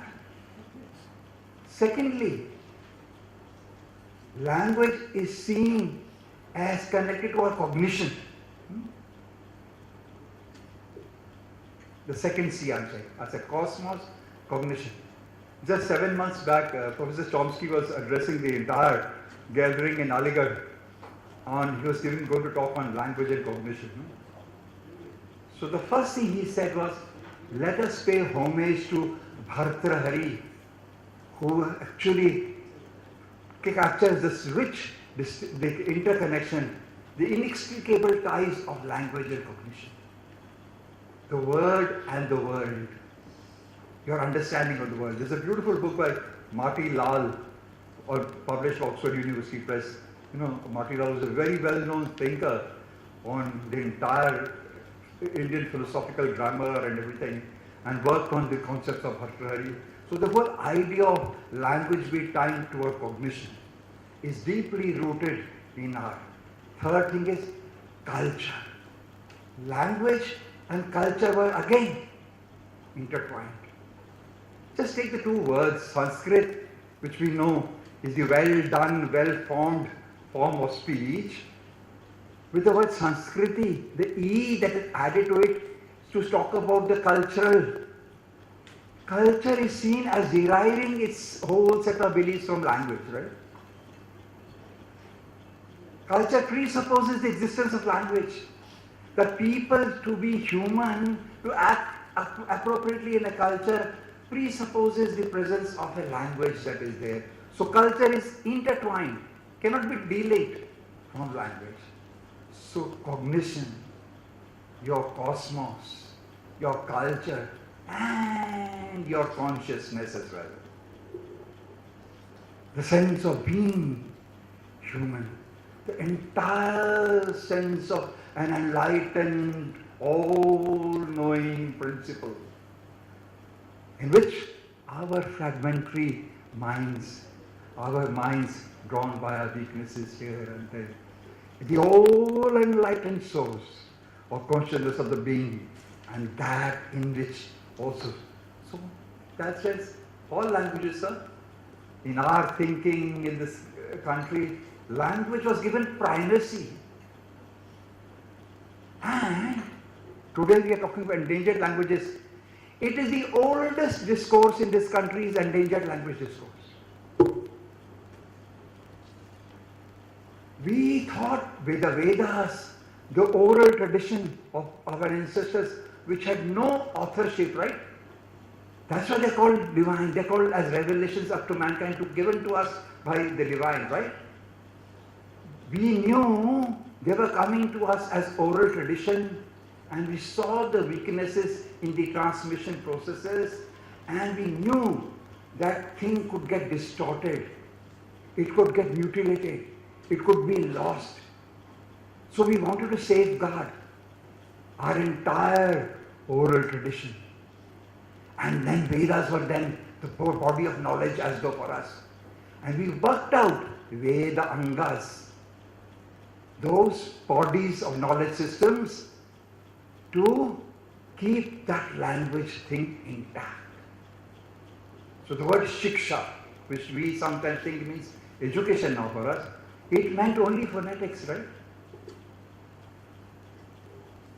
It only meant that any form of speech has to be is produced articulately in some way. There are this thing going on. So I must look into the form of a word and be able to give a phonetic description of each and every sound of that entire thing. That I must do that thing, the whole set of that. So Shiksha was the first of those components. But then those forms of speech have meanings already into it, right? The form and the meaning are intertwined, right? The Chandogya Upanishad uses a very interesting metaphor to describe the relationship between form and meaning. They say it's like a mating couple, the form and meaning, lending one to each other for mutual satisfaction. That's how Chandogya Upanishad describes the relationship between form and meaning. They are like a couple, enjoined to give satisfaction. Without form there is no meaning, without meaning there is no form. That's how the whole conception goes in the Chandogya Upanishad. It goes So that kind of thing. So we have to sing. So now the meanings in the words, we have to write a dictionary for it. We have to put meanings into those words and say. So the whole science of our Nirukta, etymology and dictionary making was then given. All the words had to be told. So the Nirukta, thesaurus, dictionary making, that thing was done by the second component of the thing. And because all the verses were coming we were chanting them in a certain meter, we had to have a science for the metrics. So we developed chandas. So that you can repeat in identical ways the tunes that are given to the verse. You can't use your own tunes in capturing the effect of it. That was also codified. And another Vedanga developed called Chandas. And of course the crowning glory, the study of well-formedness of language, the Shabda Anushasana, Shabda being sound, meaningful sound. Panini's great Ashtadhyayi being the sort of crown piece of that achievement, which Bloomfield called the greatest monument of intelligence, which Chomsky also in his aspects of the theory of syntax, he said, look, I am also trying to write a genetic grammar like Panini has already done, right?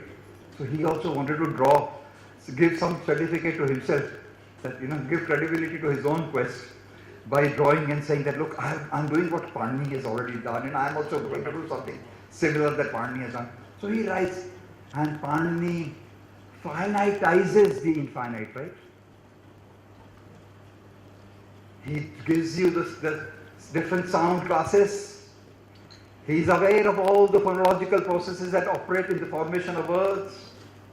He goes back and into the well-formedness of what are roots and all that. And then the entire beauty of that apparatus, a purely formal apparatus, pure language as pure form, at that time. All those things that are there, and it is given in a tradition which is oral. So, Tingantam Padam. This is all. What is a pada? It's a Supantam is Padam. Or Tingantam is a. What is Supantam? All the nominals. What is Tingantam? All the verbs. Krit Tadhit Samasascha. The Kritantas are also padas. Tadhits are also padas. Samasas are also padas. And he will the way when you listen to those sutras, the examples will be in it, and it will be given in such a way that you will be able to remember. Because the entire thing is you have to remember your understanding of the language. Don't become dependent on the written word. A written word is for those people who are handicapped. You can equip your mind with the oral knowledge. In oral tradition, oral knowledge systems itself are enough. You don't need writing. The thing is like that. You can give the entire thing in the oral way. The greatest of the knowledge systems can be given orally in itself. And the whole thing goes in this. Just to make it more interesting, because I think just one line as an example. We all use the word halant, right? Halant, have you heard halant? What is a halant? वो तो नीचे consonant के नीचे line लगा था. What does it mean? There's no vowel in it, right? What is the origin of this word halant? I'm sure there are some people in this room who know it. I'm not going to, but I'm going to give you the answer.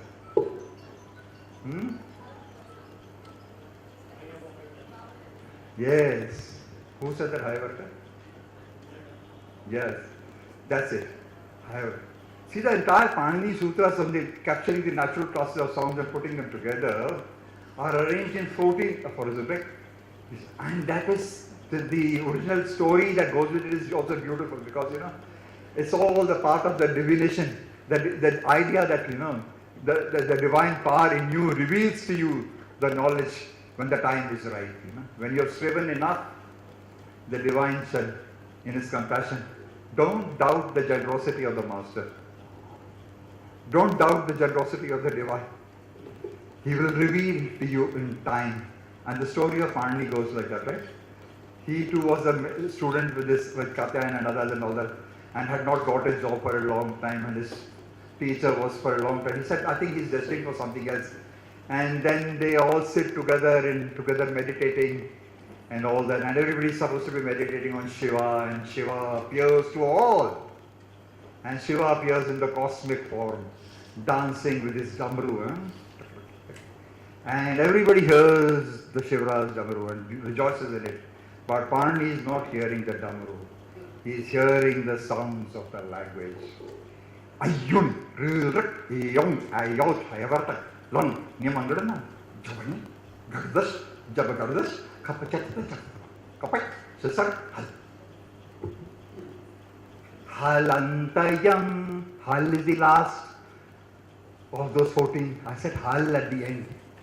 That is one part of the meaning. Halantayam, Ayun, Rilrik, Yong, Ayot, Ayavartak. At the end of every class, I am demarcating every class apart with the help of a consonant. Halantayam. And what is hala? Hala adir antayen sahaita. Taking the first and the last, I conjoin and make one class. Then everything in between is that class. So suppose I say Ayun, Ruluk, Eong, Eot. I have not ended with Ch. I started with E-U. To Ch, if I say Ach, it means vowels, nothing else. Because at the end of it, each class is Halatasya Lopa. That shall vanish. It shall not be counted. It's only a demarcatory device, that consonant at the end, for me to posit sets of sounds in classes which will enter into phonological processes together. When the joining of forms happens, Halantayam. Now Hal means all consonants. How? Ha, ya, va, ra, la, nya, ma, ga, ra, ma, cha, pa, ga, da, da, ja, pa, ga, da, da, ka, pa, cha, da, da, ka, pa, cha, sa, sa. Nothing but consonants with an intrinsic in each of those, which is not being counted, because that's the thing. From her to love is Hal. So when I say this is Halant, I mean consonant ending. When I say this ka is having a line at the bottom, I remove the in it. I am just resting the pure consonant by itself. It is pure consonant. It derives the name Halant, comes from Panini Sutras, that Hal is nothing but my abbreviation for putting all the consonants in a single class. And Ach is my thing. And Al is the entire alphabet. From to La, Al is the alphabet. So that's a device. And that's just one of those small things that one. And he will do right rules like the Grassman's law, which we call very famous, right? But in Panini, Jhalamba just Chashi, that the voice aspirates in conjunction with the voice, non-aspirated voice sounds, shall lose its aspiration. Jalam just Chashi. When two voice spirits are co-occurring together, they will get de-aspirated. That's the rule in Panini, right? Typically, what is Grassman's law, right? That's what when Panini's grammar, when Kipasky discovered and he began to work on it, he so much rejoiced in it. And in the entire generative phonology, the process of doing things, oh, he said, I have found the source of doing phonology in the way it ought to be done, including attending to variation in the forms, because in variation, Panini talks of three forms, right? Va, Vibhasha, Anyatra, Asyam. Something that should not be the case, something that should be the case, and something that may be the case. 3 degrees of optionality. And that's what he said, nothing else is required as far as the grammarian is concerned to discuss optionality. Only what? Vibhasha and Anyatrasya. All I'm just telling you that a great knowledge system to describe languages, to describe their own speech variety was born. And in that formation, Panini is fully aware of so many ancestors. So whenever there is something, he says, in the opinion of Shaktayana, this should be the thing. In the Pancha Shakaraki, he mentions his so many ancestors in writing the things. Because there is a whole tradition before Panini. Panini is the culmination of an excellent linguistic tradition where people are reflective, meditative, deeply immersed in understanding the formal properties of language. So that's why we must be humble. When you stand in this country, you must feel humbled. You are not going to come and write something great on your own, some new models of grammar and all that. Please find out your knowledge systems that obtain and the way they have gone around doing things with their language, how they manage to finitize the infinite, which is the quest of all linguists, right? That's what description is about. Language in its nature is infinite, but we think we grammarians will write down a set of formal rules, produce the things, and generate the forms, the well-formed forms of the language, right? And nothing but those, and there's a whole intricacies in that entire apparatus. I am just a KG beginner in that language, but I feel the little that I know also gives me immense delight. So that now, why am I adding this to it? Our new education policy, or the national education policy, I have also restated, tells us, let's draw on the indigenous knowledge systems. So who will pass on these knowledge systems of linguistics? But we linguists do it, our departments, right? We don't have the manpower for it. I don't think there are too many departments in this country which can actually do good service to this and teach a thing in order. And I'm look at the Tolakapia tradition in Tamil, which is equally rich. There's such a lot of delightful things to be discovered about the nature and form of language and description of language. We are doubly rich, you know. We have two parallel and very strong intertwined maybe in their own way, each learning from the other traditions and all that. Great country with great linguistic tradition. So in 1976, in the dark hour of this democracy when emergency was still in place, the constitution was revised. And we know the word secular and socialist was added to the preamble. But along with it, a set of constitutional duties was drawn for all of us. And nobody has changed those, right? In those duties, let me read out something. It shall be the duty of every citizen of India, all of us, to abide by the constitution and respect its ideas and institutions. Number 2, to promote harmony and the spirit of common brotherhood amongst all the people of India, transcending religious, linguistic, regional or sectional diversities. So overcoming diversities, create a sense of common shared destiny, common brotherhood is part of your duty in the constitution. And lastly, to value and preserve the rich heritage of our composite culture. This is a constitutional duty. We are not doing something that should please us because we are scholars and we think it's our fad. We are constitutionally driven in making programs in this direction. Since this has not been challenged, I know there are talks of people wanting to amend the constitution, but let them remain as talks at the moment. They have not yet become reality. So we will hope that this kind of a thing about safeguarding our heritage, and I'm not saying linguistic heritage, is an intricate part of our entire cultural heritage. The knowledge systems that I just talked about, language briefly, are a component of that. So also the fact that we belong to 4 plus maybe 1 or more languages. But then now tell me one thing. If I say that there are 4 language families, by linguistic evidence it means at one time in India there were only 4 languages. It means that. And from that one mother source, which was the Dravidian proto-source, came the Tamils, the Kannada, the Telugu, the Malayalam, the Gondis, the Kuis and the Kurus. Everything diversified, became different over time. But from one common, so also the entire Indo-Aryan lot. There was one common, only one old language there, right? One language. That's the theory, right? That's what they believe. When you say 4 language families, there was only one language. So they don't. Maybe Sanskrit, something of that nature. And there was one in the Tibetan. The Tibetan moment, the resemblances between those forms are something that sometimes you suspect whether there is one family or more. But yes, theoretically that would also mean that you had one ancestral language. Austro-Asiatic also there was one. So there were 4 languages at one time in India.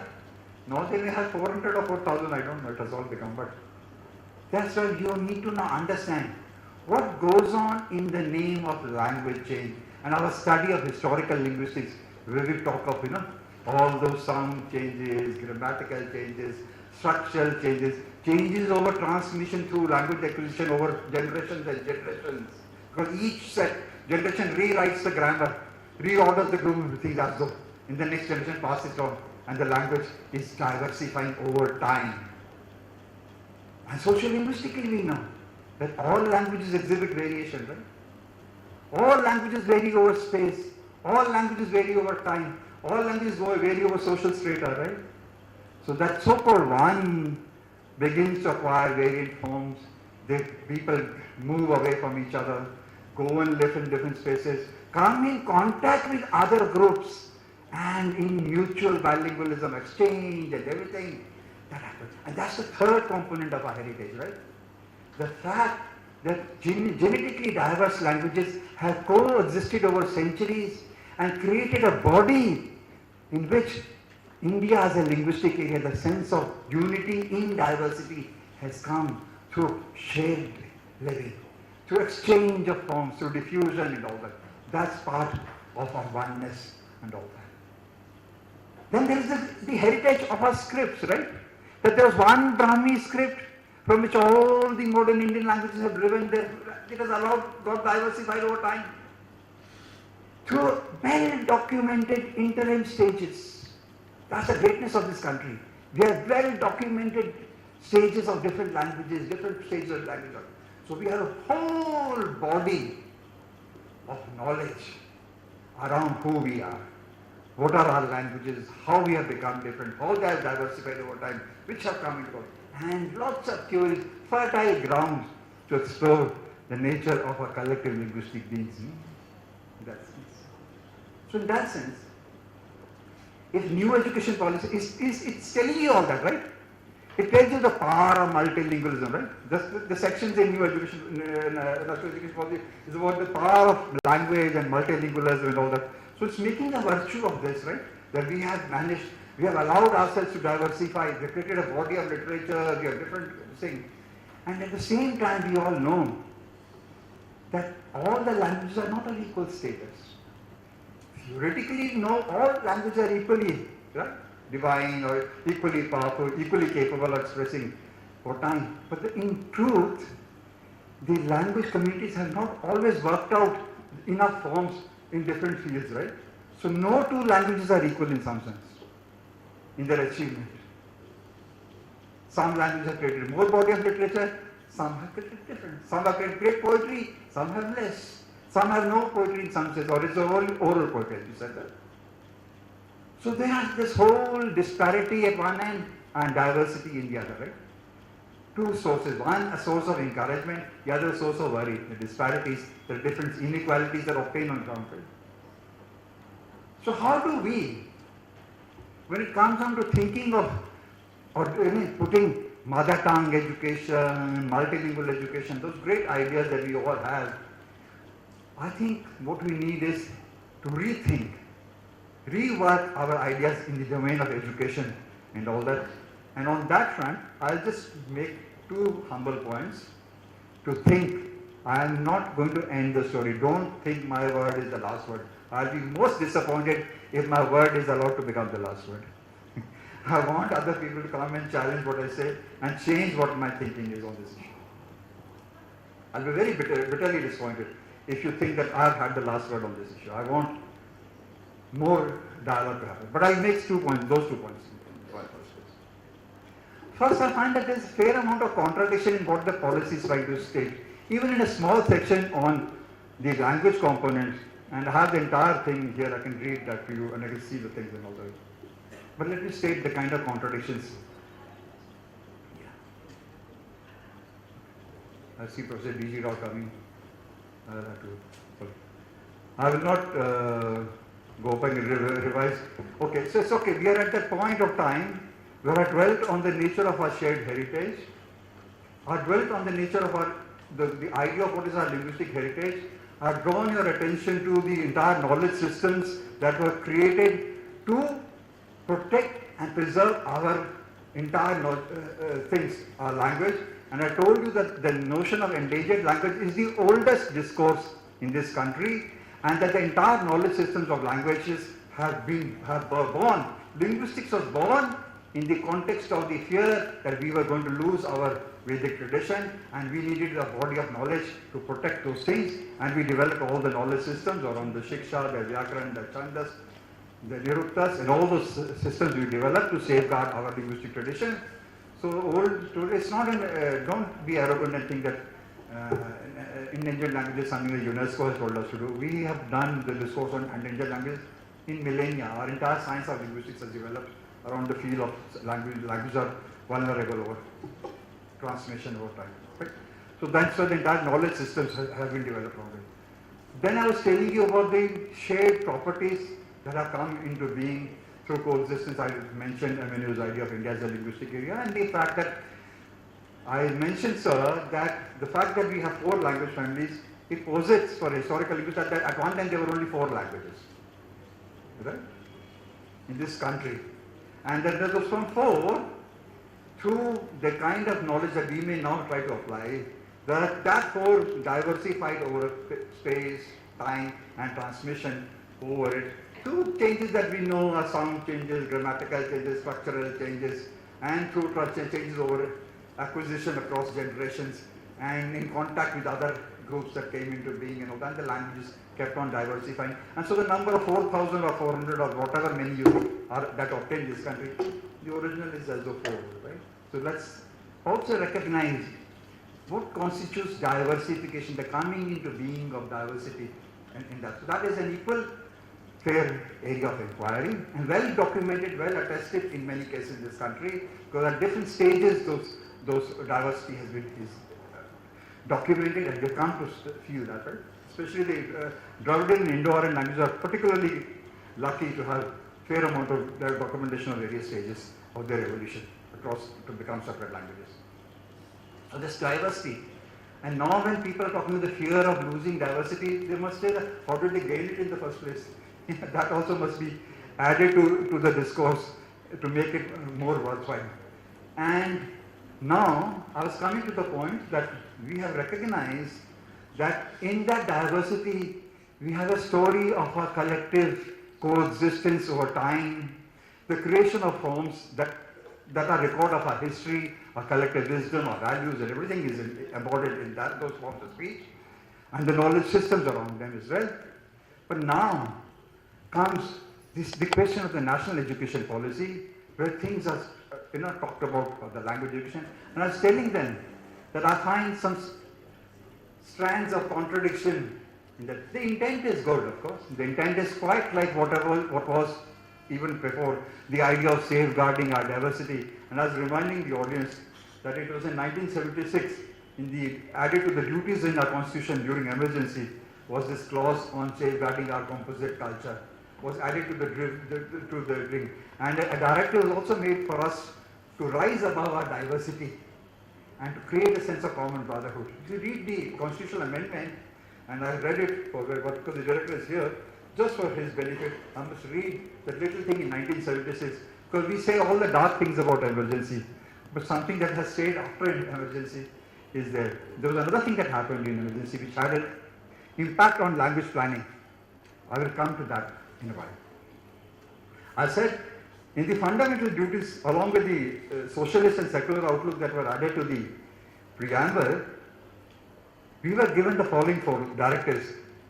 It shall be the duty of every citizen of India to abide by the Constitution and respect its ideals and institutions. B. To promote harmony and the spirit of common brotherhood amongst all the people of India, transcending religion, linguistic, regional or sectional diversities. This is a constitutional directive to us.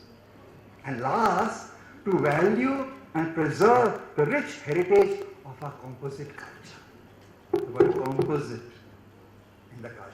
So safeguarding linguistic heritage is a directive, and we have been concerned. This is a mature democracy, India. We have recognized our problems and we have worked out solutions at all points of time. We engage with it, with our issues. And we find out solutions. We make institutional arrangements to attend to our woes over time. So that is something we need to applaud the country for many things in that sense. Now just to this, because there's limited time, I must end this discourse into the thing. What are the contradictions that I find? A, on the one hand, they recognize that the child is receptive to becoming a multilingual, right? He's biologically programmed to receive, maybe we don't know how many number of languages can a child process. There's no empirical limitation that I know of worked out in theory that only a child can work out 1 or 2 or 3. I don't know. How many can he process, produce and all that? No, there's no biological constraint, because even the idea of definition of language is not very clear. But how many forms of speech can he order and reorder in his mind on the inputs and reorganize and create, formal representations from where he can pull out for his use? How many can be there? We don't know.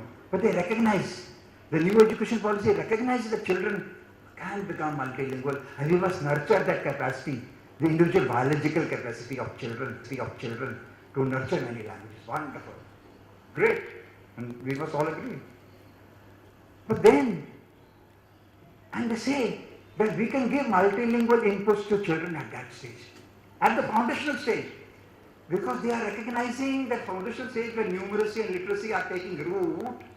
At that time, they think that we can give inputs of allow for inputs of different languages can happen, and we could design our inputs on that sound. Then it moves and says something that as far as possible, the mother tongue should be the medium of education up to 5 and 20. If you are not going to tell me that I am starting with multilingualism, and then you are going to cut me short and say that I am going to have only a monolingual now approach, I will have only mother tongue and I will cut off everything else. What kind of a garden of Eden am I being led into? Where is clarity on that front? Why is it suddenly being made out that you can begin multilingualism and then suddenly start with the monolingual at halfway through, part of the way through? And then some more problematic things it has, right? Of course, it recognizes the need to study classical languages, and I think how do you interweave that into the other languages? If I'm learning classical Odia, should I learn it as a separate language, or should I have my Odia curriculum revised to enrich my Odia and then build that into it? Shall I put my classical Tamil separately for everybody else to do, or shall I put it in a part of my Tamil and do it? Those are ideas of things of designing courses, right? Those are legitimate concerns, and people have wanted to value that and should be done. But it also says things like this, right? And there's something very problematic. It says, and this is a perpetuation of a larger thinking, they are not guilty of it. It's the way that we think of language, and especially second languages. We suddenly say that a language can be taught as a subject. I don't know what that conception of a language as a subject is. Language in its nature is acquired in communicative context, socially assisted, formally programmed in that sense. It draws on my capacity of the languages that I know of earlier advance and works on it. It draws on that. A language in its nature is only a medium. To then tell me that a language can be a subject, and what do they mean? Perhaps they mean that I shall allot less time to it. It will be like I have social science and mathematics and, they're saying, I'll do my language also something like a subject. And this is where we damage. I think we don't teach languages as though they are actually things like any other body. I was in Sri Lanka as a planning consultant into a plantation area where the Tamils are staying like second-rate citizens, if I may suggest, sadly. I went into a class and I was listening for 20 minutes and the people were talking in Tamil. The teacher was talking to the learners in Tamil. At the end of the 20 minutes, I was told by my next door person, he was talking about the English lesson. And not a word of English had been uttered in the English class. The entire thing was focusing on comprehending what had gone on in so-called English. And the entire story was being told, retold as though, so that the form and the content had been dissociated one from the other, which perhaps is not the only flaw with it. I think Dr. Patnaik has to go at 5 o'clock. Sorry, I'm still not able to fit the thing. I am about to end in 10 minutes, but you must take your 5 o'clock break. Please go. Let me end it after that. So I find that whole idea of teaching a language as a subject completely diverse from the reality, the nature of language. A language cannot be reduced, cannot be demoted. You may teach it for less time, yes, fine. You may give only 1 hour to Hindi in a Kannada school. But when you teach it as though it's a medium of communication. Make people speak, read, think, and do it as though it's a language, right? It's there. You can't just take a text and give the meaning and think your job is done. You will create stunted people, stunted languages. Don't you do disservice to the idea of language. This whole idea of language as a subject is very demeaning. It just withdraws. And I don't know which linguist will be party to this. I am not. And I'm going to risk all my reputation as a linguist. I'm willing to argue with the best of the minds. I don't buy the idea of a language. I know we look at language as an object, as a set of forms, and can talk about meta language and development of that. And those things I'm willing to say. That is part of the teaching you the so-called grammar part and other things about language. Those are fine. At that time you're looking at it. But language, when you're teaching, you must teach it as something which is a medium of communication in which you must make people speak and read and write. And here, CIL has a whole storehouse of work they have done. I don't know, may Leelavati's soul rest in peace. She was my Kannada teacher here when I came in the beginning. Sir, within 1 week, the Anthropological Survey of India, CIL, all of us who had come from outside, we were taken into a Kannada class to get a feel of what is Kannada. And within the first 8 to 10 days of her being with us for those an hour and a half or 2 a day, the way she made us understand and respond to Kannada by teaching us Kannada, she would use only what we think is direct communicative method and all that, but making us drill, doing things all the time. People have this thing about rote exercise should not be made. They don't know anything about the nature of language. So much of rote inquiry is done. You need to go again drill a lot of things before the thing comes and sits in your neurological apparatus. Don't think it will get in. Don't look into the world of comprehension outside of that. People don't understand the nature of language. She did that with us and all of us had awards to feel. Till today if I feel, ನಾನು ಕನ್ನಡದಲ್ಲಿ ಮಾತಾಡ್ತೀನಿ ಇವಾಗ ಎಷ್ಟು ವರ್ಷ ಆಗಿದೆ ನನಗೆ ಎಷ್ಟು ವರ್ಷದಿಂದ ಇಲ್ಲಿದ್ದೀನಿ ನಾನು ಹೋಗ್ತೀನಿ ನಾನು ಸ್ಕೂಲಲ್ಲಿ ಹೋಗಿಲ್ಲ ನಾನು ಕನ್ನಡದಲ್ಲಿ ಸೈನ್ ಬೋರ್ಡ್ಸ್ ನೋಡ್ತೀನಿ ಓದ್ತೀನಿ ಎಲ್ಲ ಮಾತಾಡ್ತೀನಿ ನನಗೆ ಎಷ್ಟು ಬೇಕಾಷ್ಟು ಮಾತಾಡ್ತೀನಿ I don't have native like competence but I have managed my daily affairs in Kannada. All because in that few days she taught us like a living language. She made the language alive. Even with little, so when you teach a language, so this is where CIL can play a great role in educating the language teachers as to how to teach language.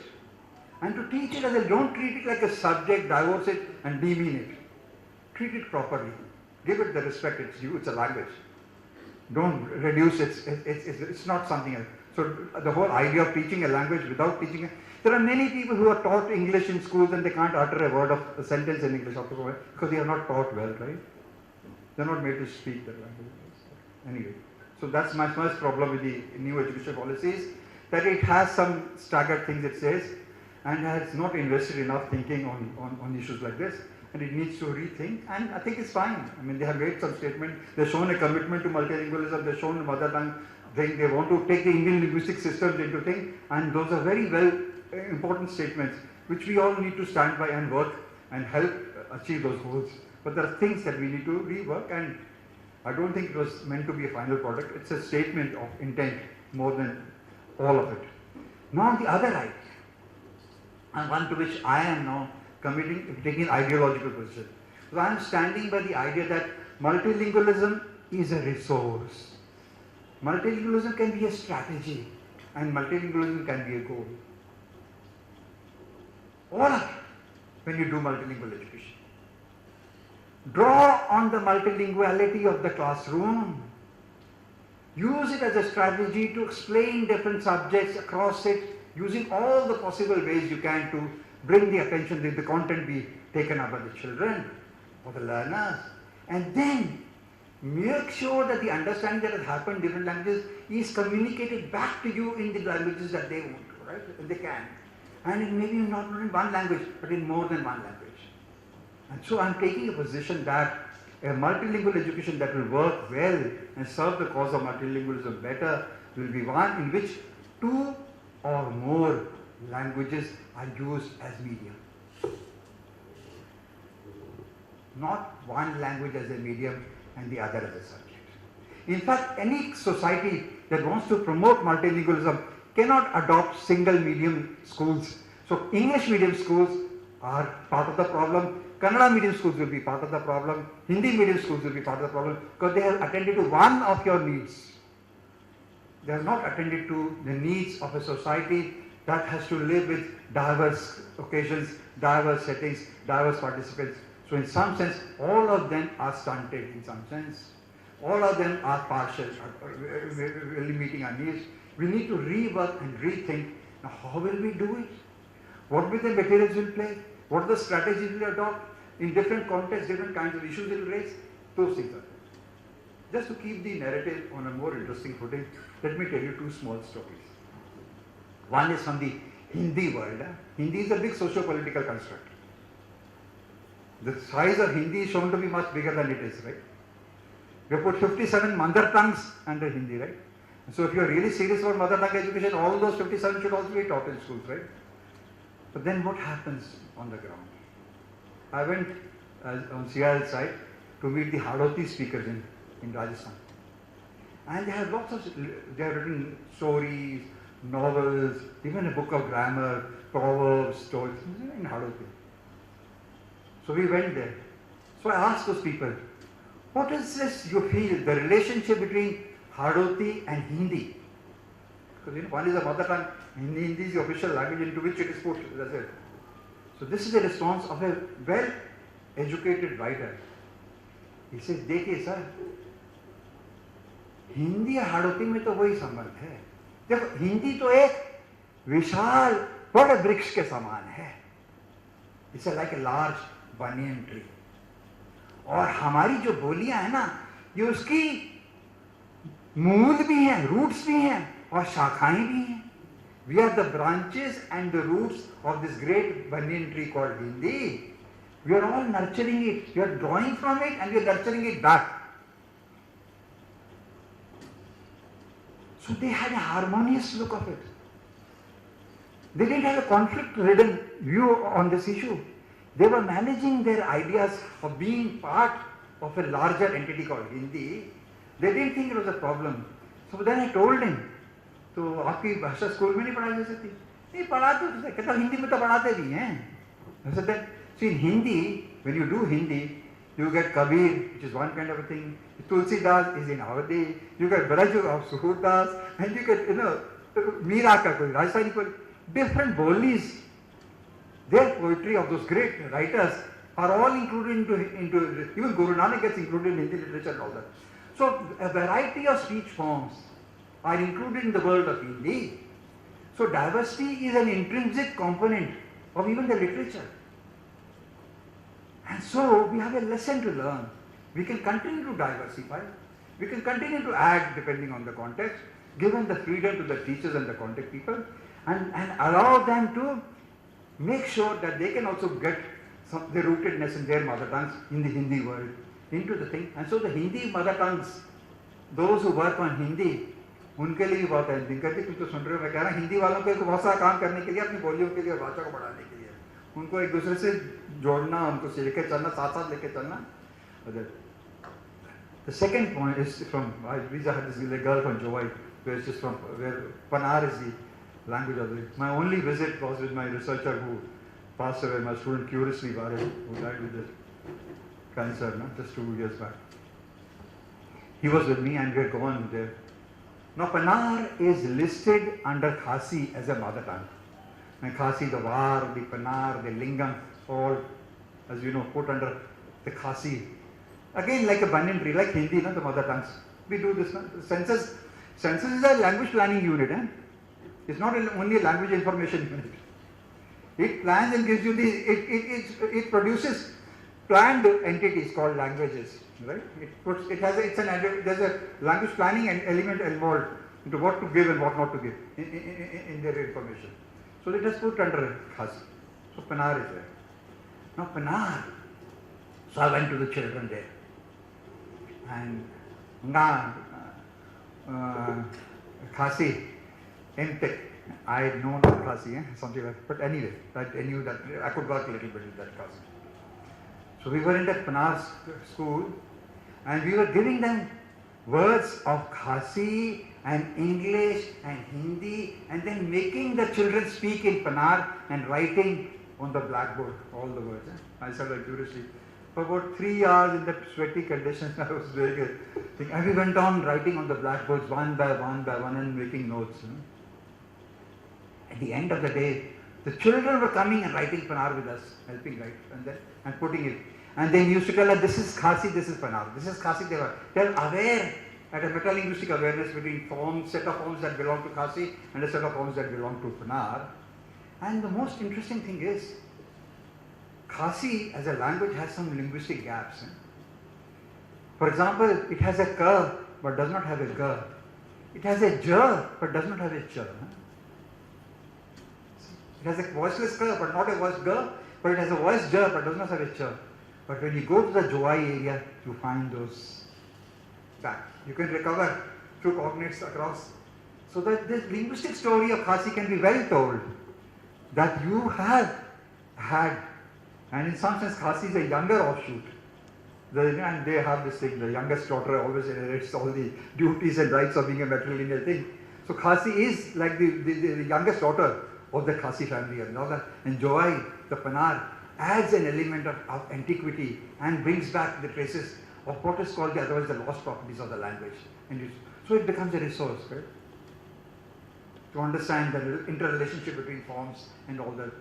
So that is where rich pedagogy in those areas where mother tongues can be used as additional components. So teaching of Khasi stands to gain by adding elements of this thing. And that is the story. So the same thing is in Ao and Chungli and Mungsen and Chanki, which are all put together under Ao and all kinds of stories are there. My last story is from Arunachal Pradesh. In Arunachal Pradesh, the Central Institute of Indian Languages did a whole dialogue with all the communities. It's on video because those of you, we always carried our video team to record the data. The governor was there, the chief minister was there. All the 40 linguistic communities for 3 days are locked with us and we are discussing language issues. NCRT is there, we are there, we are all talking about it. And in that place, unlike in Nagaland where 17 languages are taught in schools, in Arunachal Pradesh, almost no attempt had been made to put languages in schools. There, the political ideology of India to create a sense of Indian belongingness and putting Hindi and English and successfully actually doing so. A sense of Hindi that has spread in Arunachal. Every child sort of knows his Hindi more than his own mother tongue by now. And that, for their own planning thing, their sense of belongingness they want to create with that, they have done it. But with some cost to the mother tongues, right? At that sense. So anyway, we were meeting there. Now those languages are not taught in schools, not institutionally supported. So we made all the talks about scripts and talks, and some sort of moral commitment was there in those things. Then, after the entire 2 days exercise was over and the community said that we will make arrangements for doing something in the schools, for each and communities will form their own literature committees to produce literature and all that, we decided to go for field visits after the school, and we went to different schools and all that. In one school, for the first time, the 10th standard children were made to write something about themselves in their own language. So the Apatani, the Nishi children, they all were writing who they are, what their families, and all their own language.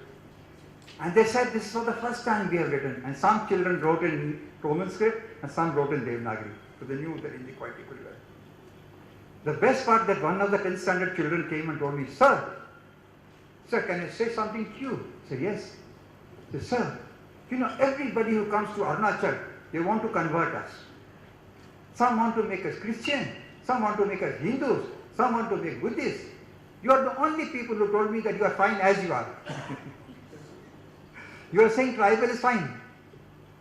You are the only people who have come and told me that we are fine as we are. We have nothing to do with it. And you told us that our language is also fine. And we can learn and teach in school. So I think that child was speaking very authentically in front of the entire community, the school community. In a prayer, he told us something very important, that we are not here some converts. We are not doing some linguistic conversion for people. We are just giving them what is their due, their rights to have a literacy in their own languages. And the scripts can be taken from the thick scripts that they know, they can start writing system. And last, I must end the story there. We went to different schools and we found dismal things, language. Educational visits are never very delightful. They fill you with pain and sorrow as to what we have not done. But in the last, we went to a school called Daporijo, and there was this delightful school run by the DC's wife. And all the small children, they looked well turned out in uniforms, neckties and everything, sitting together. And we went into class 1, 2 together. And all the little children were looking and laughing at us. So I said, what is the word? We will start talking. What is the word? Bipum, this thing, die. They were saying thing.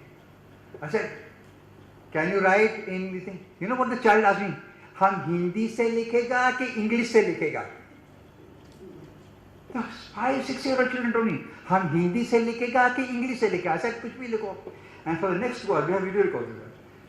They are sitting and coming up and writing body parts, names and everything in their own languages, without having ever got mother tongue education.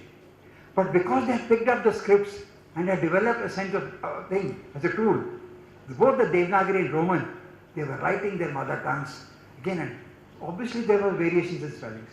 Obviously there were things that were happening. But they all felt delighted, joyful, and in producing a whole set of data. That 2 hours experience of those children has filled me with so much joy and great hope. So in places where we have not yet done, where the language is not yet written, the scripts that are already in place, many of them can be used to do that.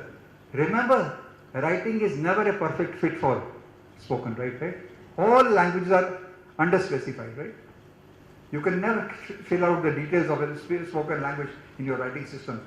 Arabic is a good example of not even writing its vowels. And we write some which we don't pronounce. Things like that.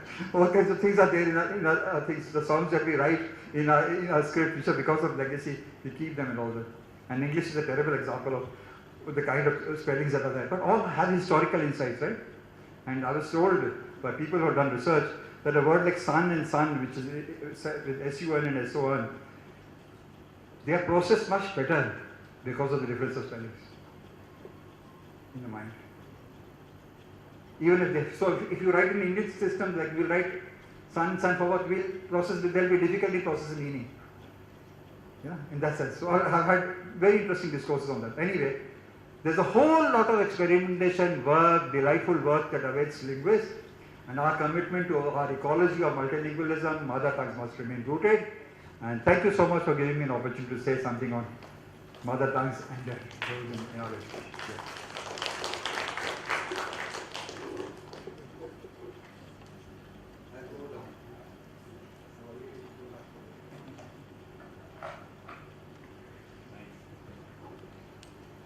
Well, thank you, Professor Rajesh Sachdeva. Thank you so much, sir. the former director of Central Institute of Indian Languages, Mysore. Definitely he does not need any introduction, but somehow it gives me pride that you're associated with Northeastern Hill University for 15 years. I was the founding member. Yes, absolutely, absolutely. So, again, a big round of applause because he actually gave a captivating talk. The noon has almost come to an end, and with that, it's time that I invite Dr. Sujoy Sarkar, lecturer cum junior research officer CIIL, to acknowledge the support and effort put together by all in making this day, that is International Mother Language Day, a success story. Please welcome Dr. Sujoy Sarkar for delivering the vote of thanks.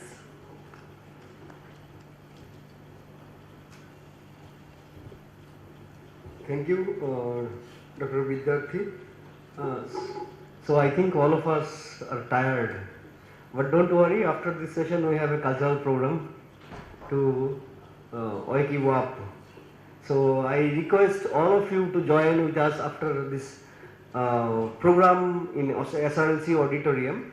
It's just above the NTM building. So first of all, I want to thank all the experts, Professor Rajesh Sachdeva, Professor Ellen Arora, Professor Gyanasundam sir, Professor Muruga Gayanam sir, Professor B.N. Patnaik, who accepted our request within very short notice, which in future we will try to avoid, sir. Professor Talwar, Project Director, Classical Kannada, he is also with us since morning. Thank you, sir, for joining with us. All the other experts and academic staff, supporting staff from different projects, thank you for your patience and joining with us and making this program hopefully successful.